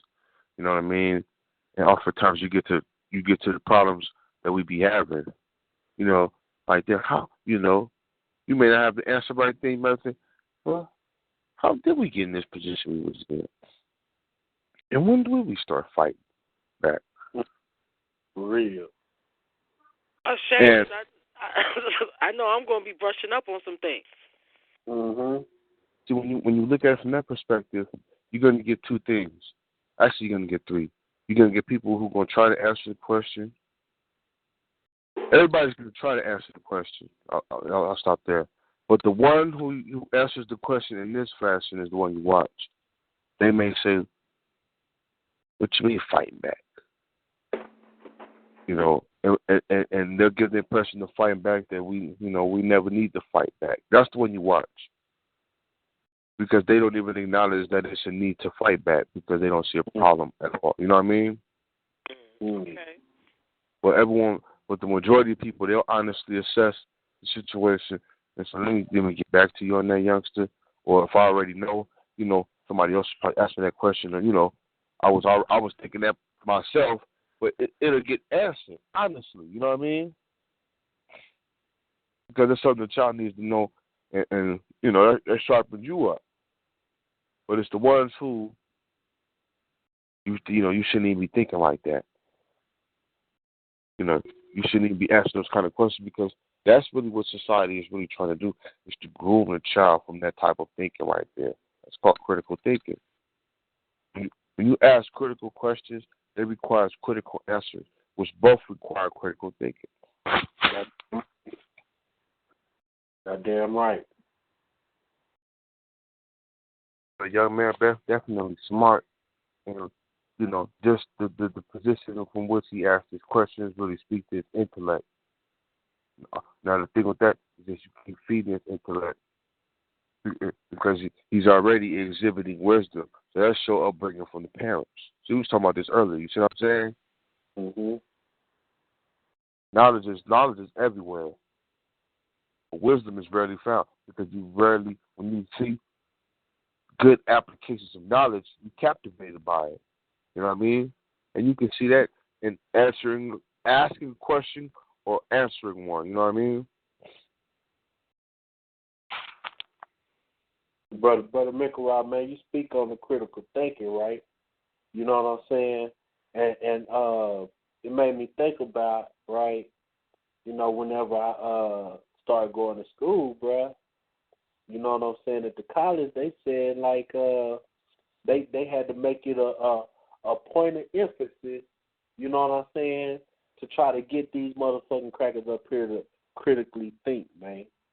You know what I'm saying? What they had noticed was that they was churning out a bunch of college graduates that wasn't thinking. They couldn't think. They couldn't do what this young man is doing right here, critically thinking. You know what I'm saying? Critically analyzing. You know the word I'm trying to say. Critically trying to analyze the situation. You know what I'm saying? And being able to make a quick and confident decision on what to do. You know what I'm saying? Yes, sir. That's exactly what you said. See, from European, you get more critical thinking from African children in European schools and vice versa, because African children feel that they're being forced into a curriculum. They know something is up early, because you got to admit, we grown now, and I was once a kid. I had a problem with the school system. It's about at the age of 11. Shit, nigga was a damn fool. Yeah, I don't know why we catch amnesia when we have our kids and say that our kids gonna do good in school. When it was the same schools we went to, ain't nothing changed. And to some extent, now for Europeans, when they go to school, they don't critical think because it's their history is just so. All they have to do is regurgitate. Yep. Shay. Line for line, word for word, and see why. And then you just ask the question: why is the nigga who can do that better more successful? That tell you the whole objective on why it's put in school in the first place. Listen to what I just said. You find more blacks and you find Latinos too who critically think. They ask questions. They know this shit ain't for them because they feel like they're being forced to accept this shit. The European, on the other hand, in school feels because the images are in line with his people and so forth. All they do is regurgitate line for line. You see what I'm saying? Yeah. Yep. And then when you look at the nigga who makes it, the Sinjettis, these type of niggas, I had to put his name in there. These niggas just do the same thing these white Europeans doing. They just record line for line. Why are they successful? Because they don't question the norm. So then the real question or the real thing is not the children learning, it's them questioning the curriculum. Mm-hmm. Shay.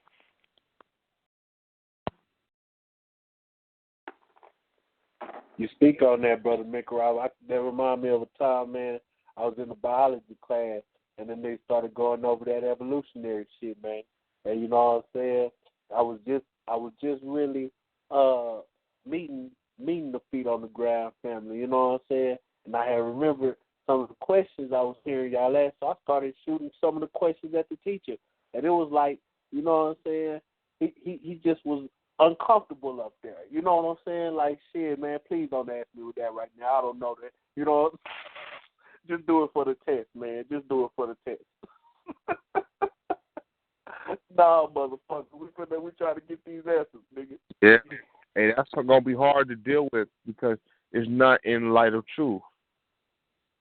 It's not in light of the truth. It's really in light of, like, you ever seen the so-called the law-abiding white person? It's the same thing with that.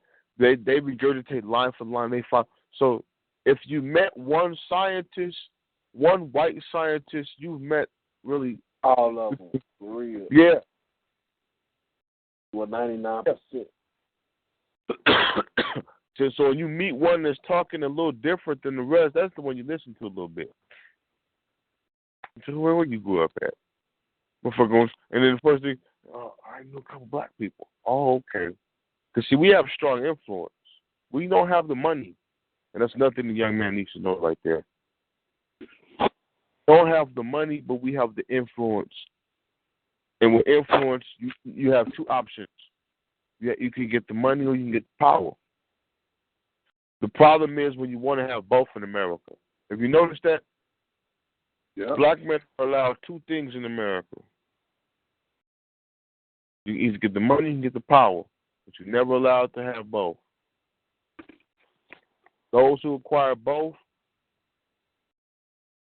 they get the white hanger, you know. They get the gun. Yeah. Now the now they don't want to give niggas no power. And I don't want to use those terms, them giving us power, because we naturally influence in the current through our charismatic nature. That's our destiny. But what they doing now is trying to buy our power out, and niggas is taking the bait. That's the problem. That's real. We need to promote those messages. See, that's why I come from California, and see some of those, the gang member couldn't be bought. I tell niggas all the time, and this is my gang banging, like for example, and selling dope are two different things in California culture. If you gang bang, you gang bang. If you sold dope, you just sold dope. Why? You know why they don't mix? Because if you gang bang, let's just say you was a hustler and you was a good nigga. No, I mean good at what you did, meaning you was gonna bubble in a minute. You was gonna be a baller. You niggas will respect you on the strip if you flexing what you are, a hustler. And you obviously good at what you're doing because you rising. So you don't need no other hate than what you occurring as being a hustler. Now, if you hustle and you gangbang, a nigga may already want to get at you on the strength of you being a good hustler, but can't because your card is solid. So niggas will see it as hating. But nigga get wind of you being, he gangbang, he from there. I'm going to get, now that's just an easier way to even get at that nigga when he really wanted to get at the nigga because he's just a good hustler. You see what I'm saying? So the two never mixed. When you look at other cultures who try to practice that lifestyle, these niggas sell dope and gangbang for protection. What the fuck's that shit? Mm-hmm. So it's a mockery of California gang culture to some extent. So that's one way how culture could get misused on the urban level. If it loses the original, the premise on what created it. You know what I'm saying? We see that in every movement, though, man. Once it gets to a bigger level. Huh? We see that in every movement once it gets to a bigger level. You know what I'm saying? Once it starts spreading and stuff, you know what I'm saying? It seems like it's been harder and harder, you know what I'm saying, for them to keep the you know what I'm saying, the original principles. Mm-hmm. I mean, it's easier for the bullshit to get mixed in. You know what I'm saying? Dude, we talking ethics, and that really needs to be instilled, because if we on going by, okay, we feel the need that we're gonna go back to the ways of our ancestors. We're gonna go by the 42 confessions of our. We need to really be going by that shit. We need to really be having ethics put in place. You know what I mean? And when you look at our elders, when they put together meetings or events, they had significant value. You know what I mean? There were themes. So you had 6, 7 speakers up there. They were focused on one theme for the night. They would hold back their personal talk on certain matters to discuss that which was at hand for tonight.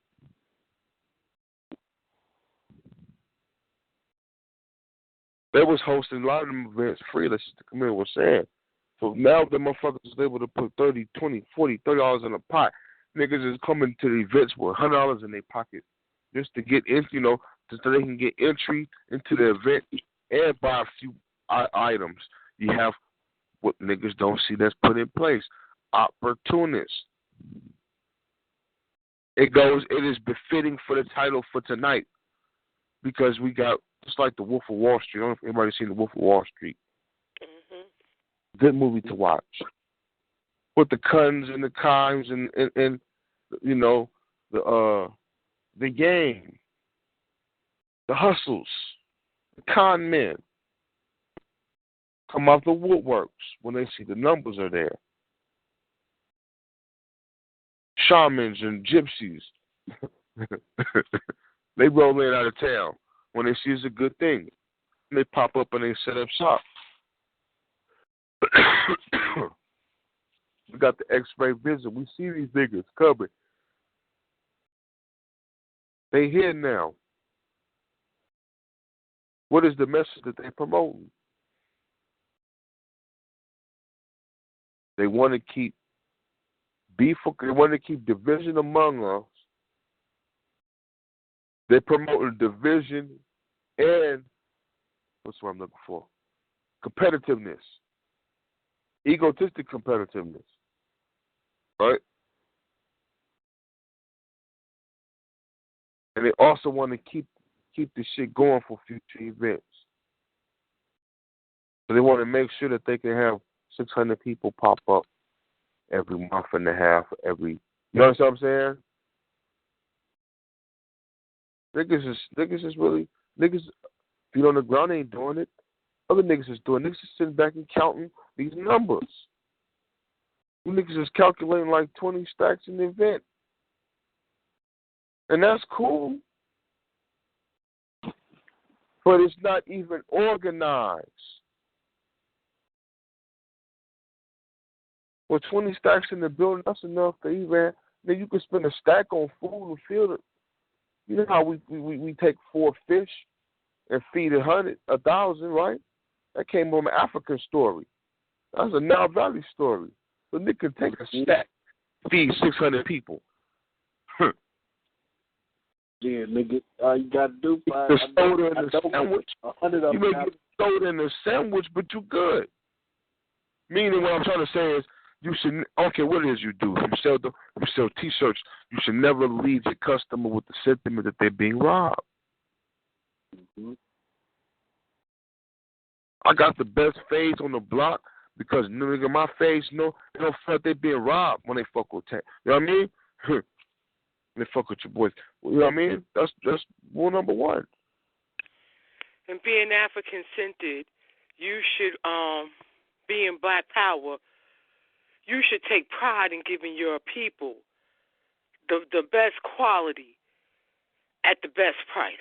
These your people. Without them, you wouldn't be taking in what you're taking in. The UAM manages to have a big old ass table full of all kind of fruit for free and food if you want it for free, plus the entry comes in for free. And I bring that up because you mentioned ethics. And one of the few elders I know that stressed that is Baba Maddox, because that's the first, when I went to go to the UAM joint when they had the general there, that was one of the things he mentioned in his discussion, his acronym for HELP, where we are lacking and what we need to really develop and learn from is history, E for ethics, L for logic, and P for philosophy. You know what I mean? And he gave the books that he felt that was related to that. The Destruction of Black Civilization by Chancellor Williams, the Black Law book, and then Sun Tzu's Art of War. You know, amongst other things, but definitely you should have those, he felt. But the ethic part, is real. Because how is somebody who is not allowed to make money and the organization that he brought forth is able to have all kind of people come there and not charge the people and been doing this for years?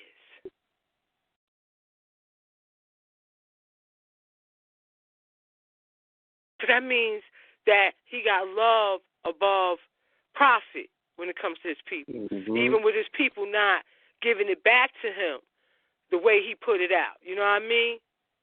Mm-hmm.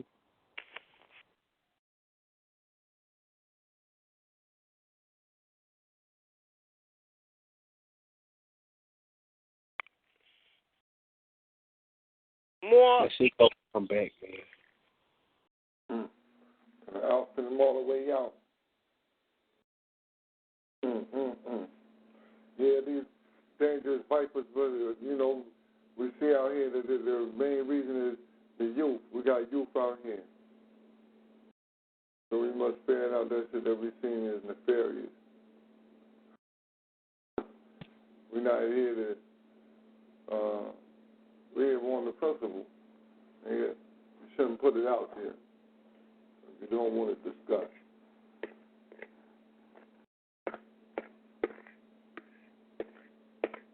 Ashe.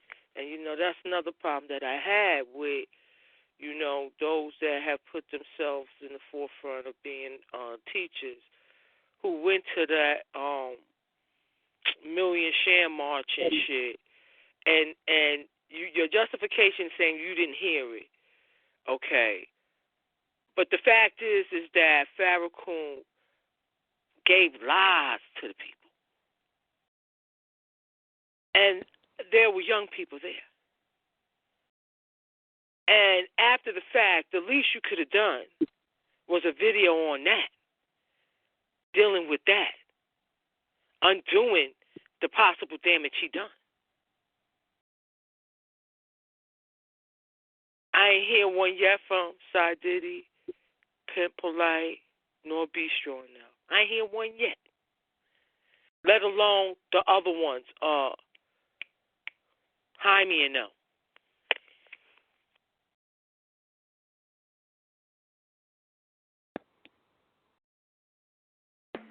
Yeah, nobody tackled that question.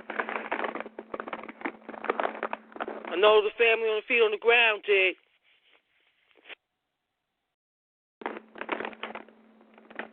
Yeah, and I find that mind-boggling being that, you know what I'm saying, Farrakhan is one of the biggest black traders still living. That's in the movement. And they give him a super PAC. Black power. Because Farrakhan told a lie. He with black people, but he's not paying African. He's Asiatic, black man. So he's slick with his. Look, after he sat there and made that video, basically talking about self-hate, about the hair and the nose and the lips. Y'all remember what I'm talking about? Mhm. Because I heard Dr. Clark chop that up. Yeah. I can't remember exactly what he said, but you let that slide.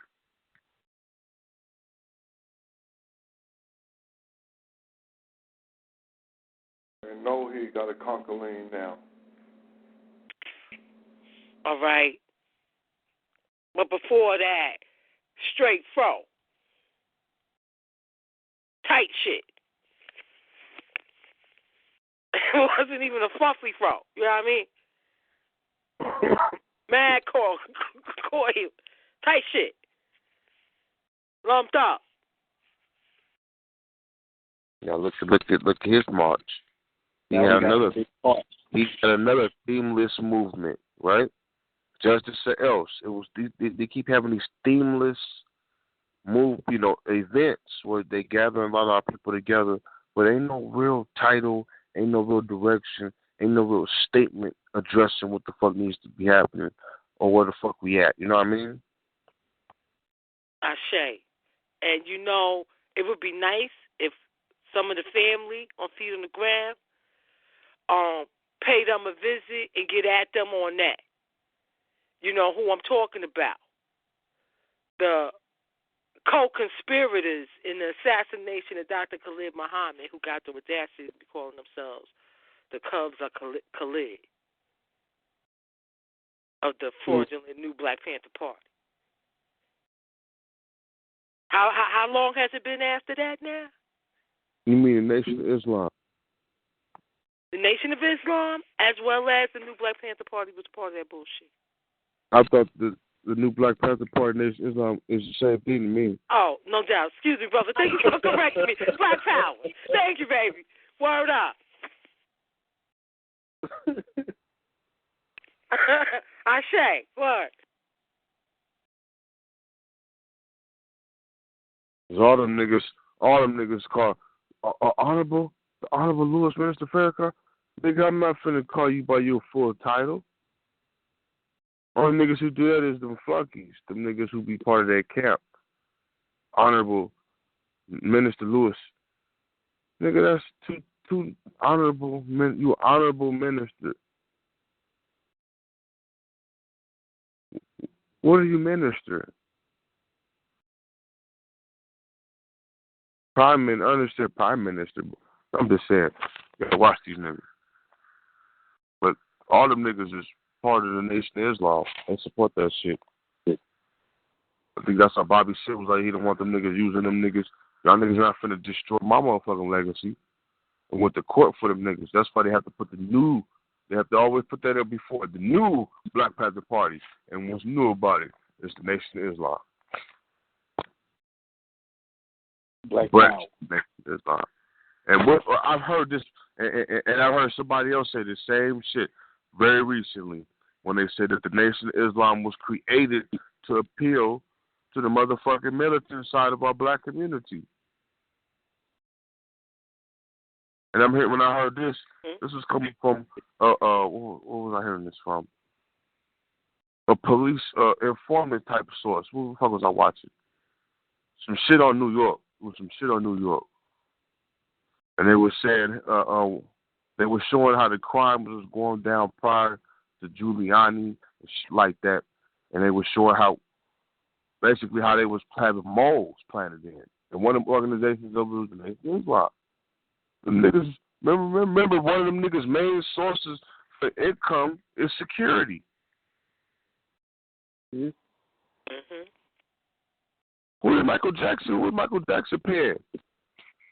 Who was around him? Who was all? I was fucking fascinated by that shit. I was fascinated by that shit because first thing I remember was when Biggie got killed. What they say was a nigga in the bow tie. Yeah. Then when Michael Jackson got killed, all them niggas was Muslims. All the niggas was black Muslim Masons. Black Shriners. They just call them Black Shriners. They were Masons, but they the Islamic faction of Masonry. That's the nation. Okay, what did nobody say? That nigga Tahuti, and Tahuti is proof of that. That's why Tahuti in jail now. He won that debate with motherfucking Wesley Muhammad. You got the nation also got a tight knit in the penal system as well.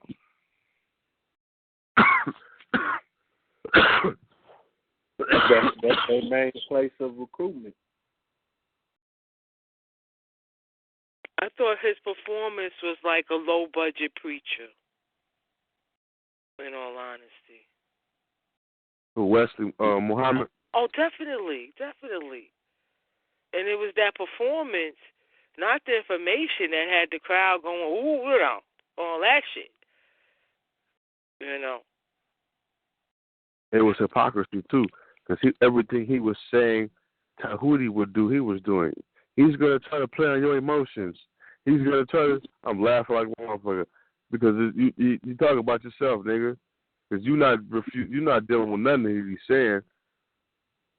And the shit was the information was so pertinent, because remember, Sarnetta almost did the same shit, too. He thought Wesley Muhammad won that shit, and then when he looked back at it, he posted that shit right back up. And another light was showing the highlights of it. And yeah, he spanked that ass. He was doing the whole little the pastor, like you said, the pastor shit.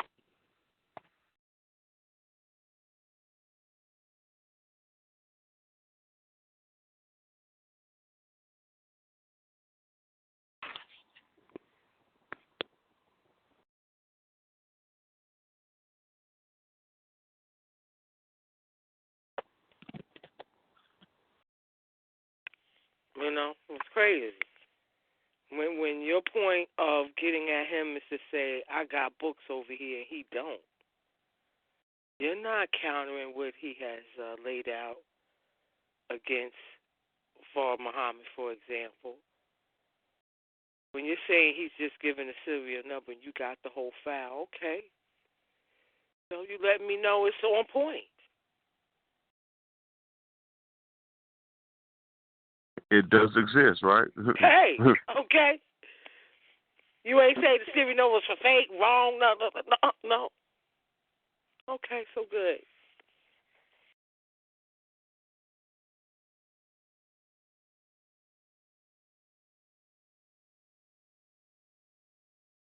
And you see the punishment he got. Niggas don't even mention his name no more. And see, niggas don't know what was popping in that era. I'll put it like this. There's a reason why Tahuti took that debate. Now, I said niggas was putting, the nation was hot. They was putting niggas' addresses all on YouTube. You know what I'm saying? And back east, niggas knew what the motherfucking punishment was for talking about. A lot of niggas know already. Niggas was coming to see you. Tahuti had the heart to take that debate. They never did nothing to him in that fashion, but I think that whole little, him getting caught up and all that way he got caught up. And Brother Haywood showed me a video, like while he in jail, they got the nigga saying that he was bringing heroin and shit. I'm like, what the fuck? drugs in all prisons, but they're able to isolate the shit just to him. They didn't know who he is. He was a leader of a country. I'm like, that shit just don't sound right. You know what I mean? And what was popping right at that time, he was finna start the West Coast House of Consciousness. I don't know how Sonetta was gonna feel about that. But now Tahuti ain't out here, not polite out here. Weird shit out west.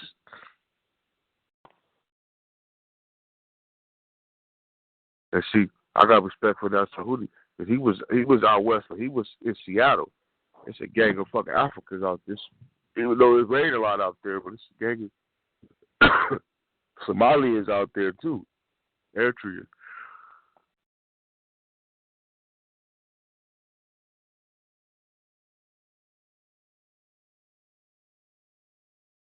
Well, I just learned something new for me. I didn't know that that's what Natural Tahuti was doing over there in Cali. Yeah, he was out here out west. And if you look at his channel, you'll see that, you go to Natural Tahuti channel, you'll see like the last videos he was putting up, he was out here fucking with niggas. And he just got caught up out the blue.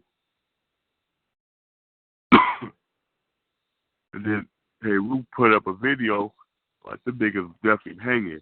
They gonna record his fucking phone call. Nigga got a case pending. Meaning we ain't went to court yet, and I ain't even got convicted of this shit yet. So why would you call me talking? You know what I mean? Yeah, I heard that shit. Call me and have me, get me on the phone, talking about my position. How I'm surviving is one thing. I'm doing all right. I got money on my books, nigga. Wolves, good to hear the family. I'll be out soon. That's good. But, nigga, you trying to get me to talk into the impertinent details of my case and all that shit, incriminating you, come on, man.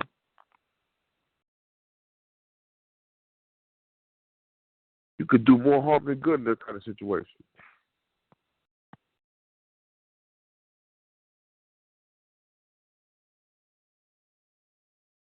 It is real. Ain't no mention of Natural Tahuti, though. Not even to support the brother. Let's, send out a shout out. We thinking about you, brother. Free Tahuti. Even these rappers do it. Okay, Black Power. Niggas, the nigga can be guilty and they know it. He's still free the nigga, right? Free C Murder. They know C Murder did that shit. Nigga got the gun in his head. Still free the nigga, though. He locked up. Shit. Ain't none of that.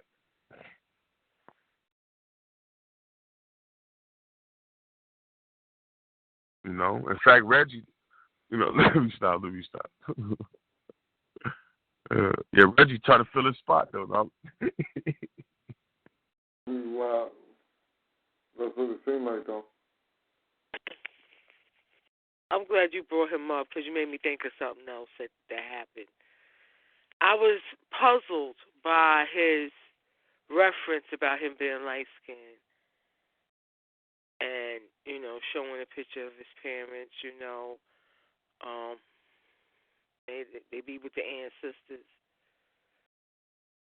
But I was puzzled by that because, damn, the general is at least one shade lighter than Reggie to me. And that ain't no issue for the general, so I didn't understand that.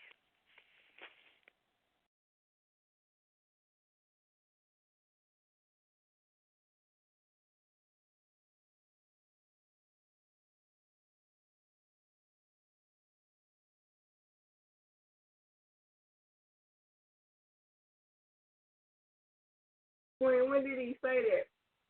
Well, I missed it. That's at the end of his part that he did. At the concert? Yeah, at the supposed committed war conference. It was at the end of his part, and he puts the picture up of his parents and whatnot. And he's bringing this thing up about him being light-skinned and all that. Why was he saying he was like why? You know why he brought it up? He was just saying, he was just talking. He just brought it up, Queen. He got to the end of his shit. Sarnetta was on the stage, you know, closing it up. And then he still had the mic, and then he spit that out and, you know, clicked to the slide of his parents. Wow. That's odd. I'm going to have to see it again. But I didn't understand it. Yeah, I missed it.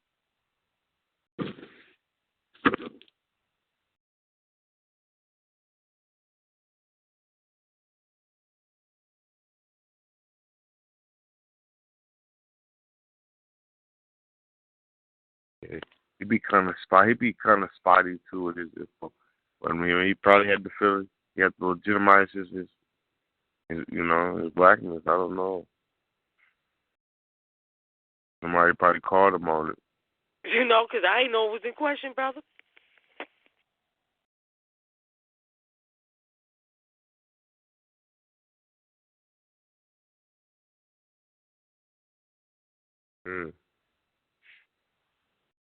But yeah.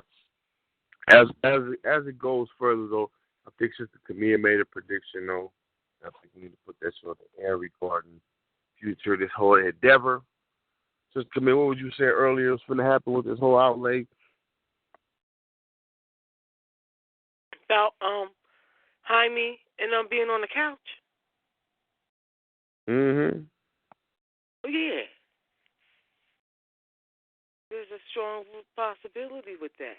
You know, after they kiss the ring. You know. Yeah. Black cow.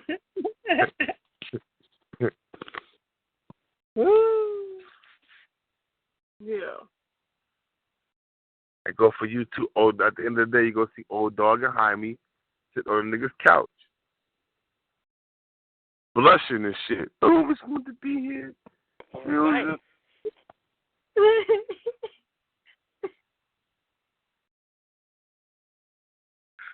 with they little camouflage hats on. They look camouflage little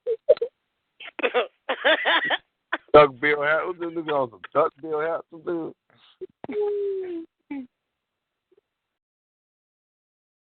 Wow. Yeah, that's a cold mug. Like, you niggas trying to be serious? Such a nigga serious look.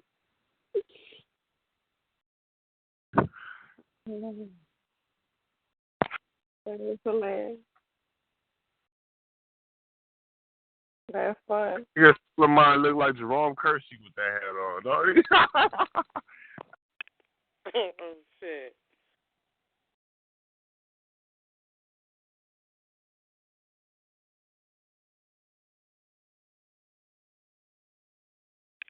You know, they did Jaime dirty before. And he was all right. The opportunity, not even to be on the couch, on the line. You know what I'm saying? They was clowning the nigga, telling him, oh, you let the he food disrespect your grandma, you know, all this crazy shit.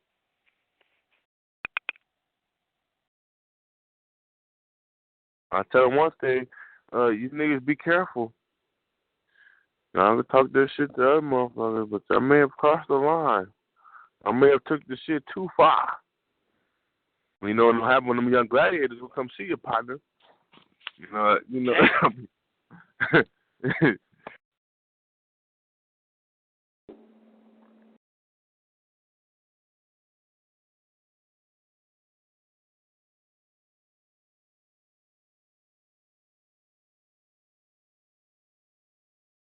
And that's why I said the title was just so befitting for tonight, because opportunists, you know, these niggas is wolves you're not looking for to kill their own, hunt their own shit down. They're looking for shit that's already dead. We trying to kill the nibble on. You know what I mean? Opportunists. And opportunists coming off shapes and sizes and fast. And you got opportunists who seeing our numbers and seeing how we pull together and seeing that as a means of capitalizing. Mm-hmm. And see, the problem with that is that you can easily be considered to be put in the same category that Europeans have been put in, because it's one thing to capitalize off our events, but nigga, you're taking that money, you're spending it outside the community.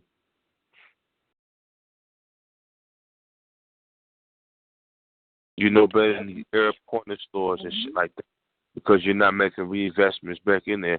And I don't consider you putting up your re-up money for the next event as investing back in the community. I see that as you looking for another quick flip. Uh-huh. And the gig is up. You want your third or fourth event, and it's not producing nothing in regards of change other than more division, anticipation, and people feeling like anxiety. Because a lot of people feel like did you feel like you got your money's worth, brother boy? Did you leave out there with a sense of direction? Or did you just go to see SETI? You know you was going to see SETI. Mhm.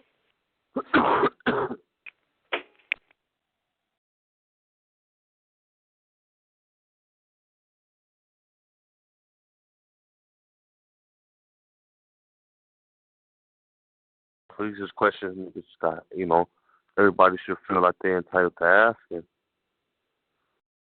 And anytime you promote that type of event and you under the guise of Africa, it goes beyond providing a platform for vendors. It goes beyond that. It goes mainly toward accountability. Because as old as you are, and as long as you've been in the community, and the history that you want us to know about you regarding you knowing Khalid Muhammad, you shouldn't really be in that position to hold those type of ventures late. You shouldn't have took somebody like Polite to put that bug in your ear. You know what I'm saying? That shit is late. Then nigga, you from Harlem. You know, Harlem niggas stop fucking Brooklyn niggas real tough. But Brooklyn niggas was always known for robbing you. Ain't that sister come in? Am I right when I say that?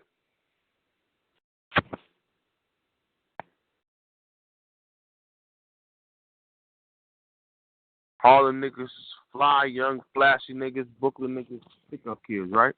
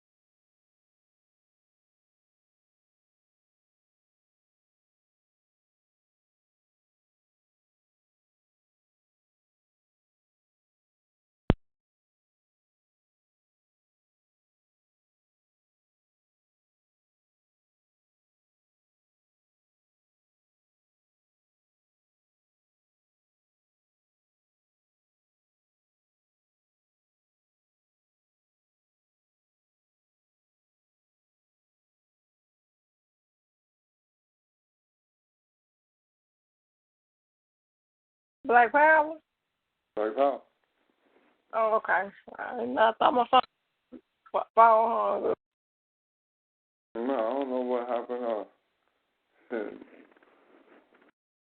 In and out, trying to look at a couple of different things. Just checking there. Was trying to pull a little piece to play just to really get y'all, get the people to see exactly what we're talking about when we're saying wolves of the conscious community. And I just wanted to try to find that piece with Polite, just saying that how, he just came in, he's just here just to get what he can and get up out of the community. Because he's really not rocking with us. Well, Black Power, we live and still on the air.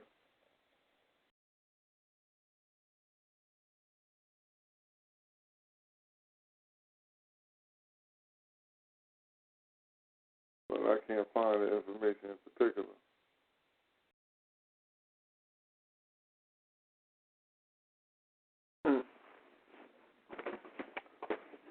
And I wanted to end off the show with it. I was quiet for a minute, trying to loop it in, but it's hard for me to find. But we'll definitely be retrieving.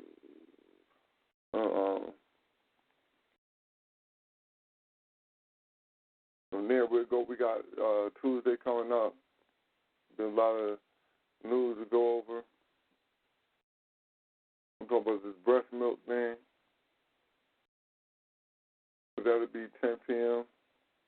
Eastern, 7 on the west side. The best side line up in between. Let's see.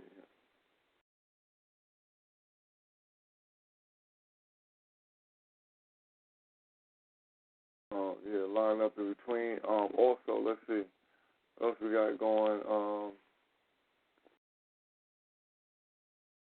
That's what we got going with our Think Tank Thursday. We'll be hitting chapter 12 of Destruction of Black Civilization. And that will be at 9:30 p.m. Eastern, 6:30 on the west side, the best side. Hey, Brother Boy, could I play that little clip there? You can't find it. The little infomercial joint. Oh. Yeah, go ahead, play that, and then we'll close it. Yeah, give me a little bit to find it.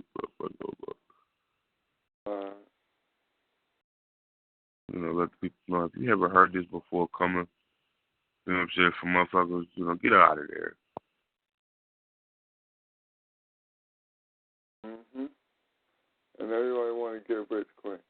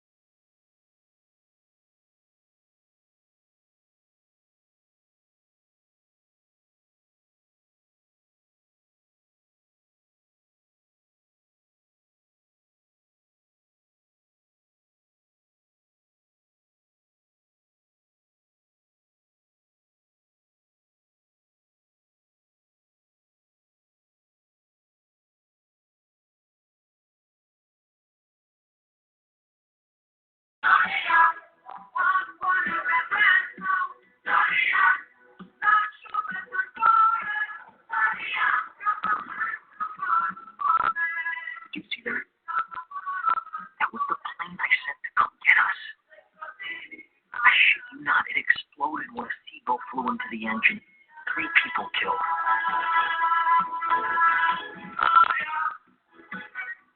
You want a sign from God? After all this, I finally got the message.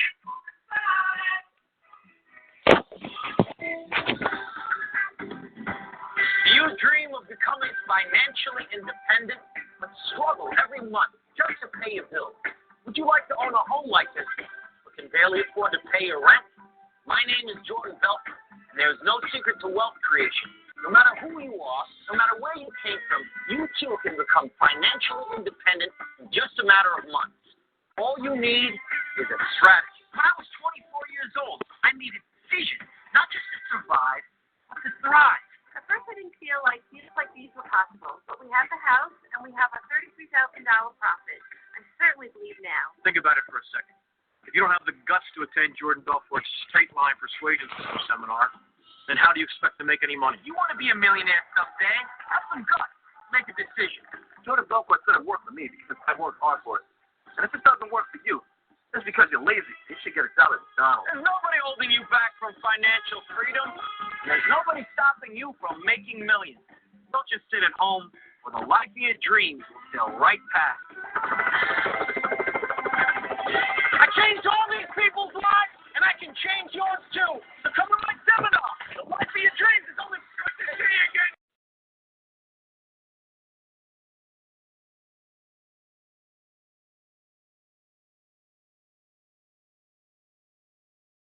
be very wary of these type of commercials being put out there, whether they be niggas in the community talking about you can buy property for this amount, and they're not showing you the property, but they're telling you how you can allocate it. You know, it's a scam. And a lot of wolves in the community right now pushing these type of things.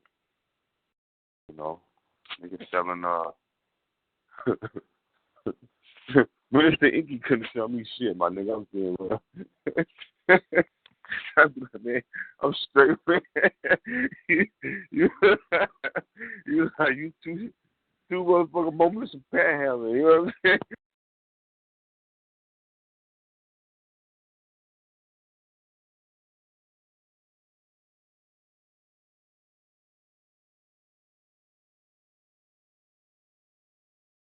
I'm being real, brother boy. Yes, sir. Would you buy anything from Minister Inky? No. Let me ask the sister. Any sisters online? Just looking at, have you seen Minister Inky? No, I wouldn't buy nothing. I don't even listen to him. I can't tell you what he talk about.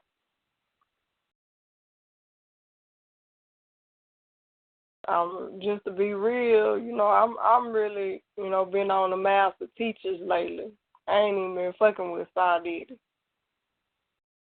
Unless, it's brought to my attention. But other than that, I be on Dr. Khalid, Dr. Amos. I be on there.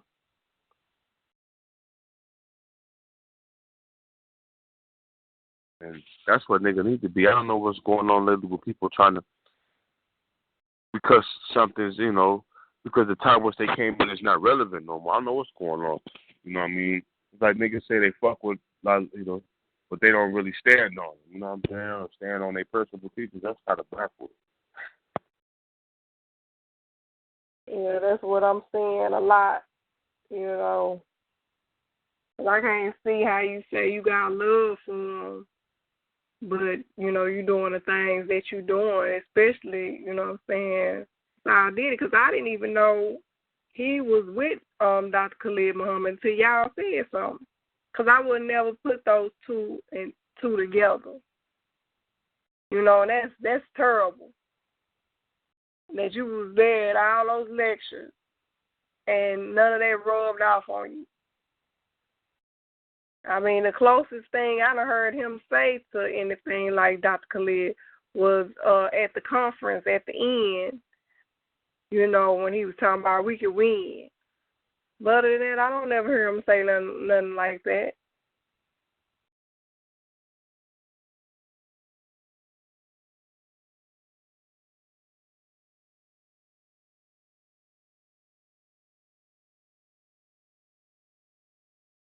But yeah, I do believe it is important to, expose, the people that's out here doing our people wrong. But at the same time, I feel like we shouldn't get too caught up to where we stop giving the messages that need to be given. More of a balance. We do got to stay on their ass, but, that ain't going to get us free either.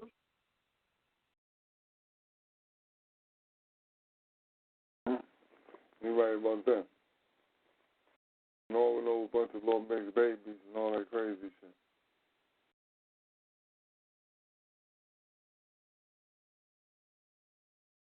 That's why we're still in the rut right now. And I know y'all heard that infomercial. Haven't you heard that before? You want to get rich? You're excited? Come on right now. If you don't get rich like this, it's your fault. Even a dummy could do it. I knew someone right with Polite when I found out he stayed in Hollywood. But you preaching black economics. That don't go together for me. If you stand in a non-black neighborhood, then you more likely you spending your money over there. Every time you want something to eat, you ain't driving 30, 45 minutes out to go get something to eat. You going to spend your money with them. And then the money you spending, you know, on your taxes and all that goes to fix them neighborhoods over there.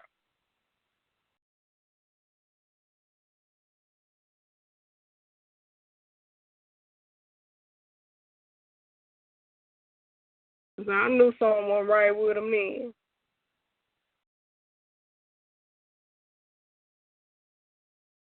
That's crazy.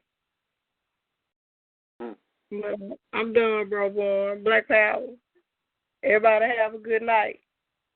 Yes, indeed. Yes, indeed. We're about to shut it down. And we thank everybody for coming out tonight. You know, hold on. Let me see something real quick. Sister Camille, that's you? Oh, no. But, like I said... Hey, let me put this, Brother Boss, before we go out. Let's fade out after you do your Black Power thing. Does anyone see the comments of guests? Yeah, yes, Queen. I've been noticing the comments, but I didn't want to say nothing to mess up our, you know what I'm saying, what we had going on. I don't know what the fuck that is. It might be Bistro. It might be Shy Diddy.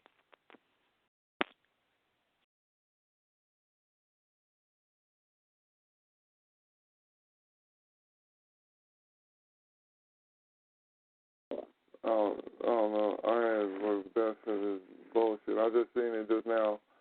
Well, fuck off. Go ahead. Now, what was that you said again, Mikaran?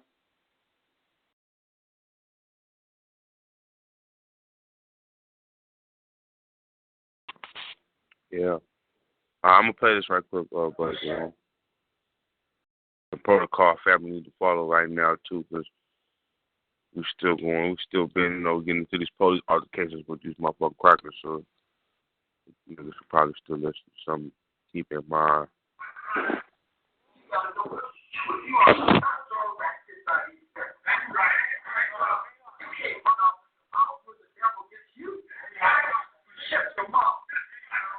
Your soul.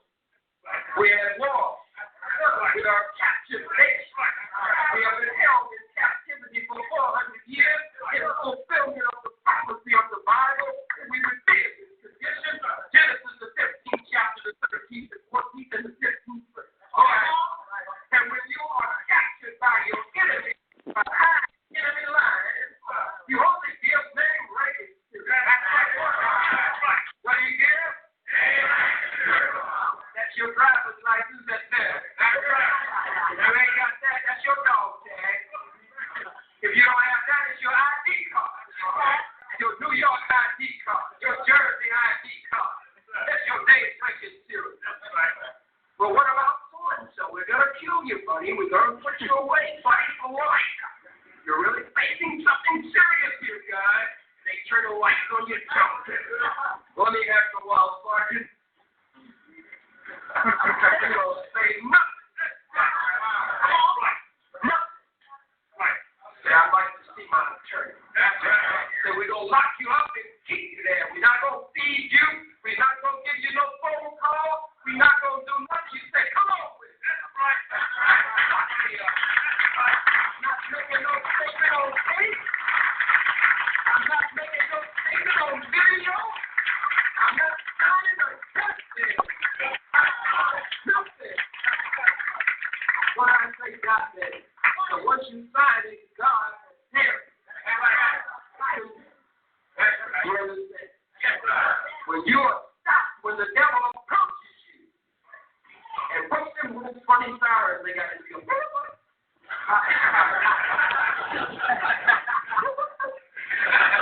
you hear that thing? You see the light. If it's night, you drive it or whatever. If you can turn your light on in your car before they get out, turn the light on in your car. Let them see it. You clean. You can have that thing in your car. You don't want to listen to it. All right? Put your hands on the steering wheel so the feet can see your head. When you They know that the day is coming when you're going to wake up. They know the day is coming when you're going to do what you're supposed to. They thought this was possible. They thought that we had organized fight squads already.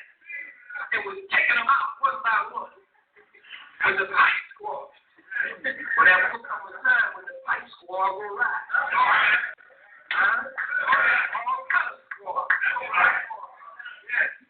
We're going to make it up for what has been done by God's command. That's by mine. Nobody will stand and give you orders. You'll have orders coming from a commander inside of you. You'll know when to move and you'll know what to do. You'll kill everything white that ain't right that's inside. Well, that day is coming. Put your hands in clear view. The devil is nervous. Normally they pull their gun. But they kill you. Normally they come with many troops. That's right. Sometimes they call for backup for the first time. That's right. They won't get out. They kill you. That's right. See your driver's license. You got to handle this a little savage. That's right. It's a little savage. So you got to say to him, sir, my driver's license in my coat pocket, in my jacket pocket. My driver's license are in my hip pocket, my back pocket. My driver's license are in the glove compartment. May I get it, sir? Ain't no problem. That's what the soldier talking to another soldier behind enemy lines, and for the time being, the enemy soldier has the upper hand. Has the upper hand. At the time. And so you say it's in the glove compartment. I'll have to reach in the glove compartment and get it. I have no weapons in the glove compartment. And you slowly reach to open the glove compartment. You open the glove compartment. You're still scared. I will have to reach in the glove compartment to get my identification and registration. There is no weapon, I remind you. That's right. In the glove compartment. Would you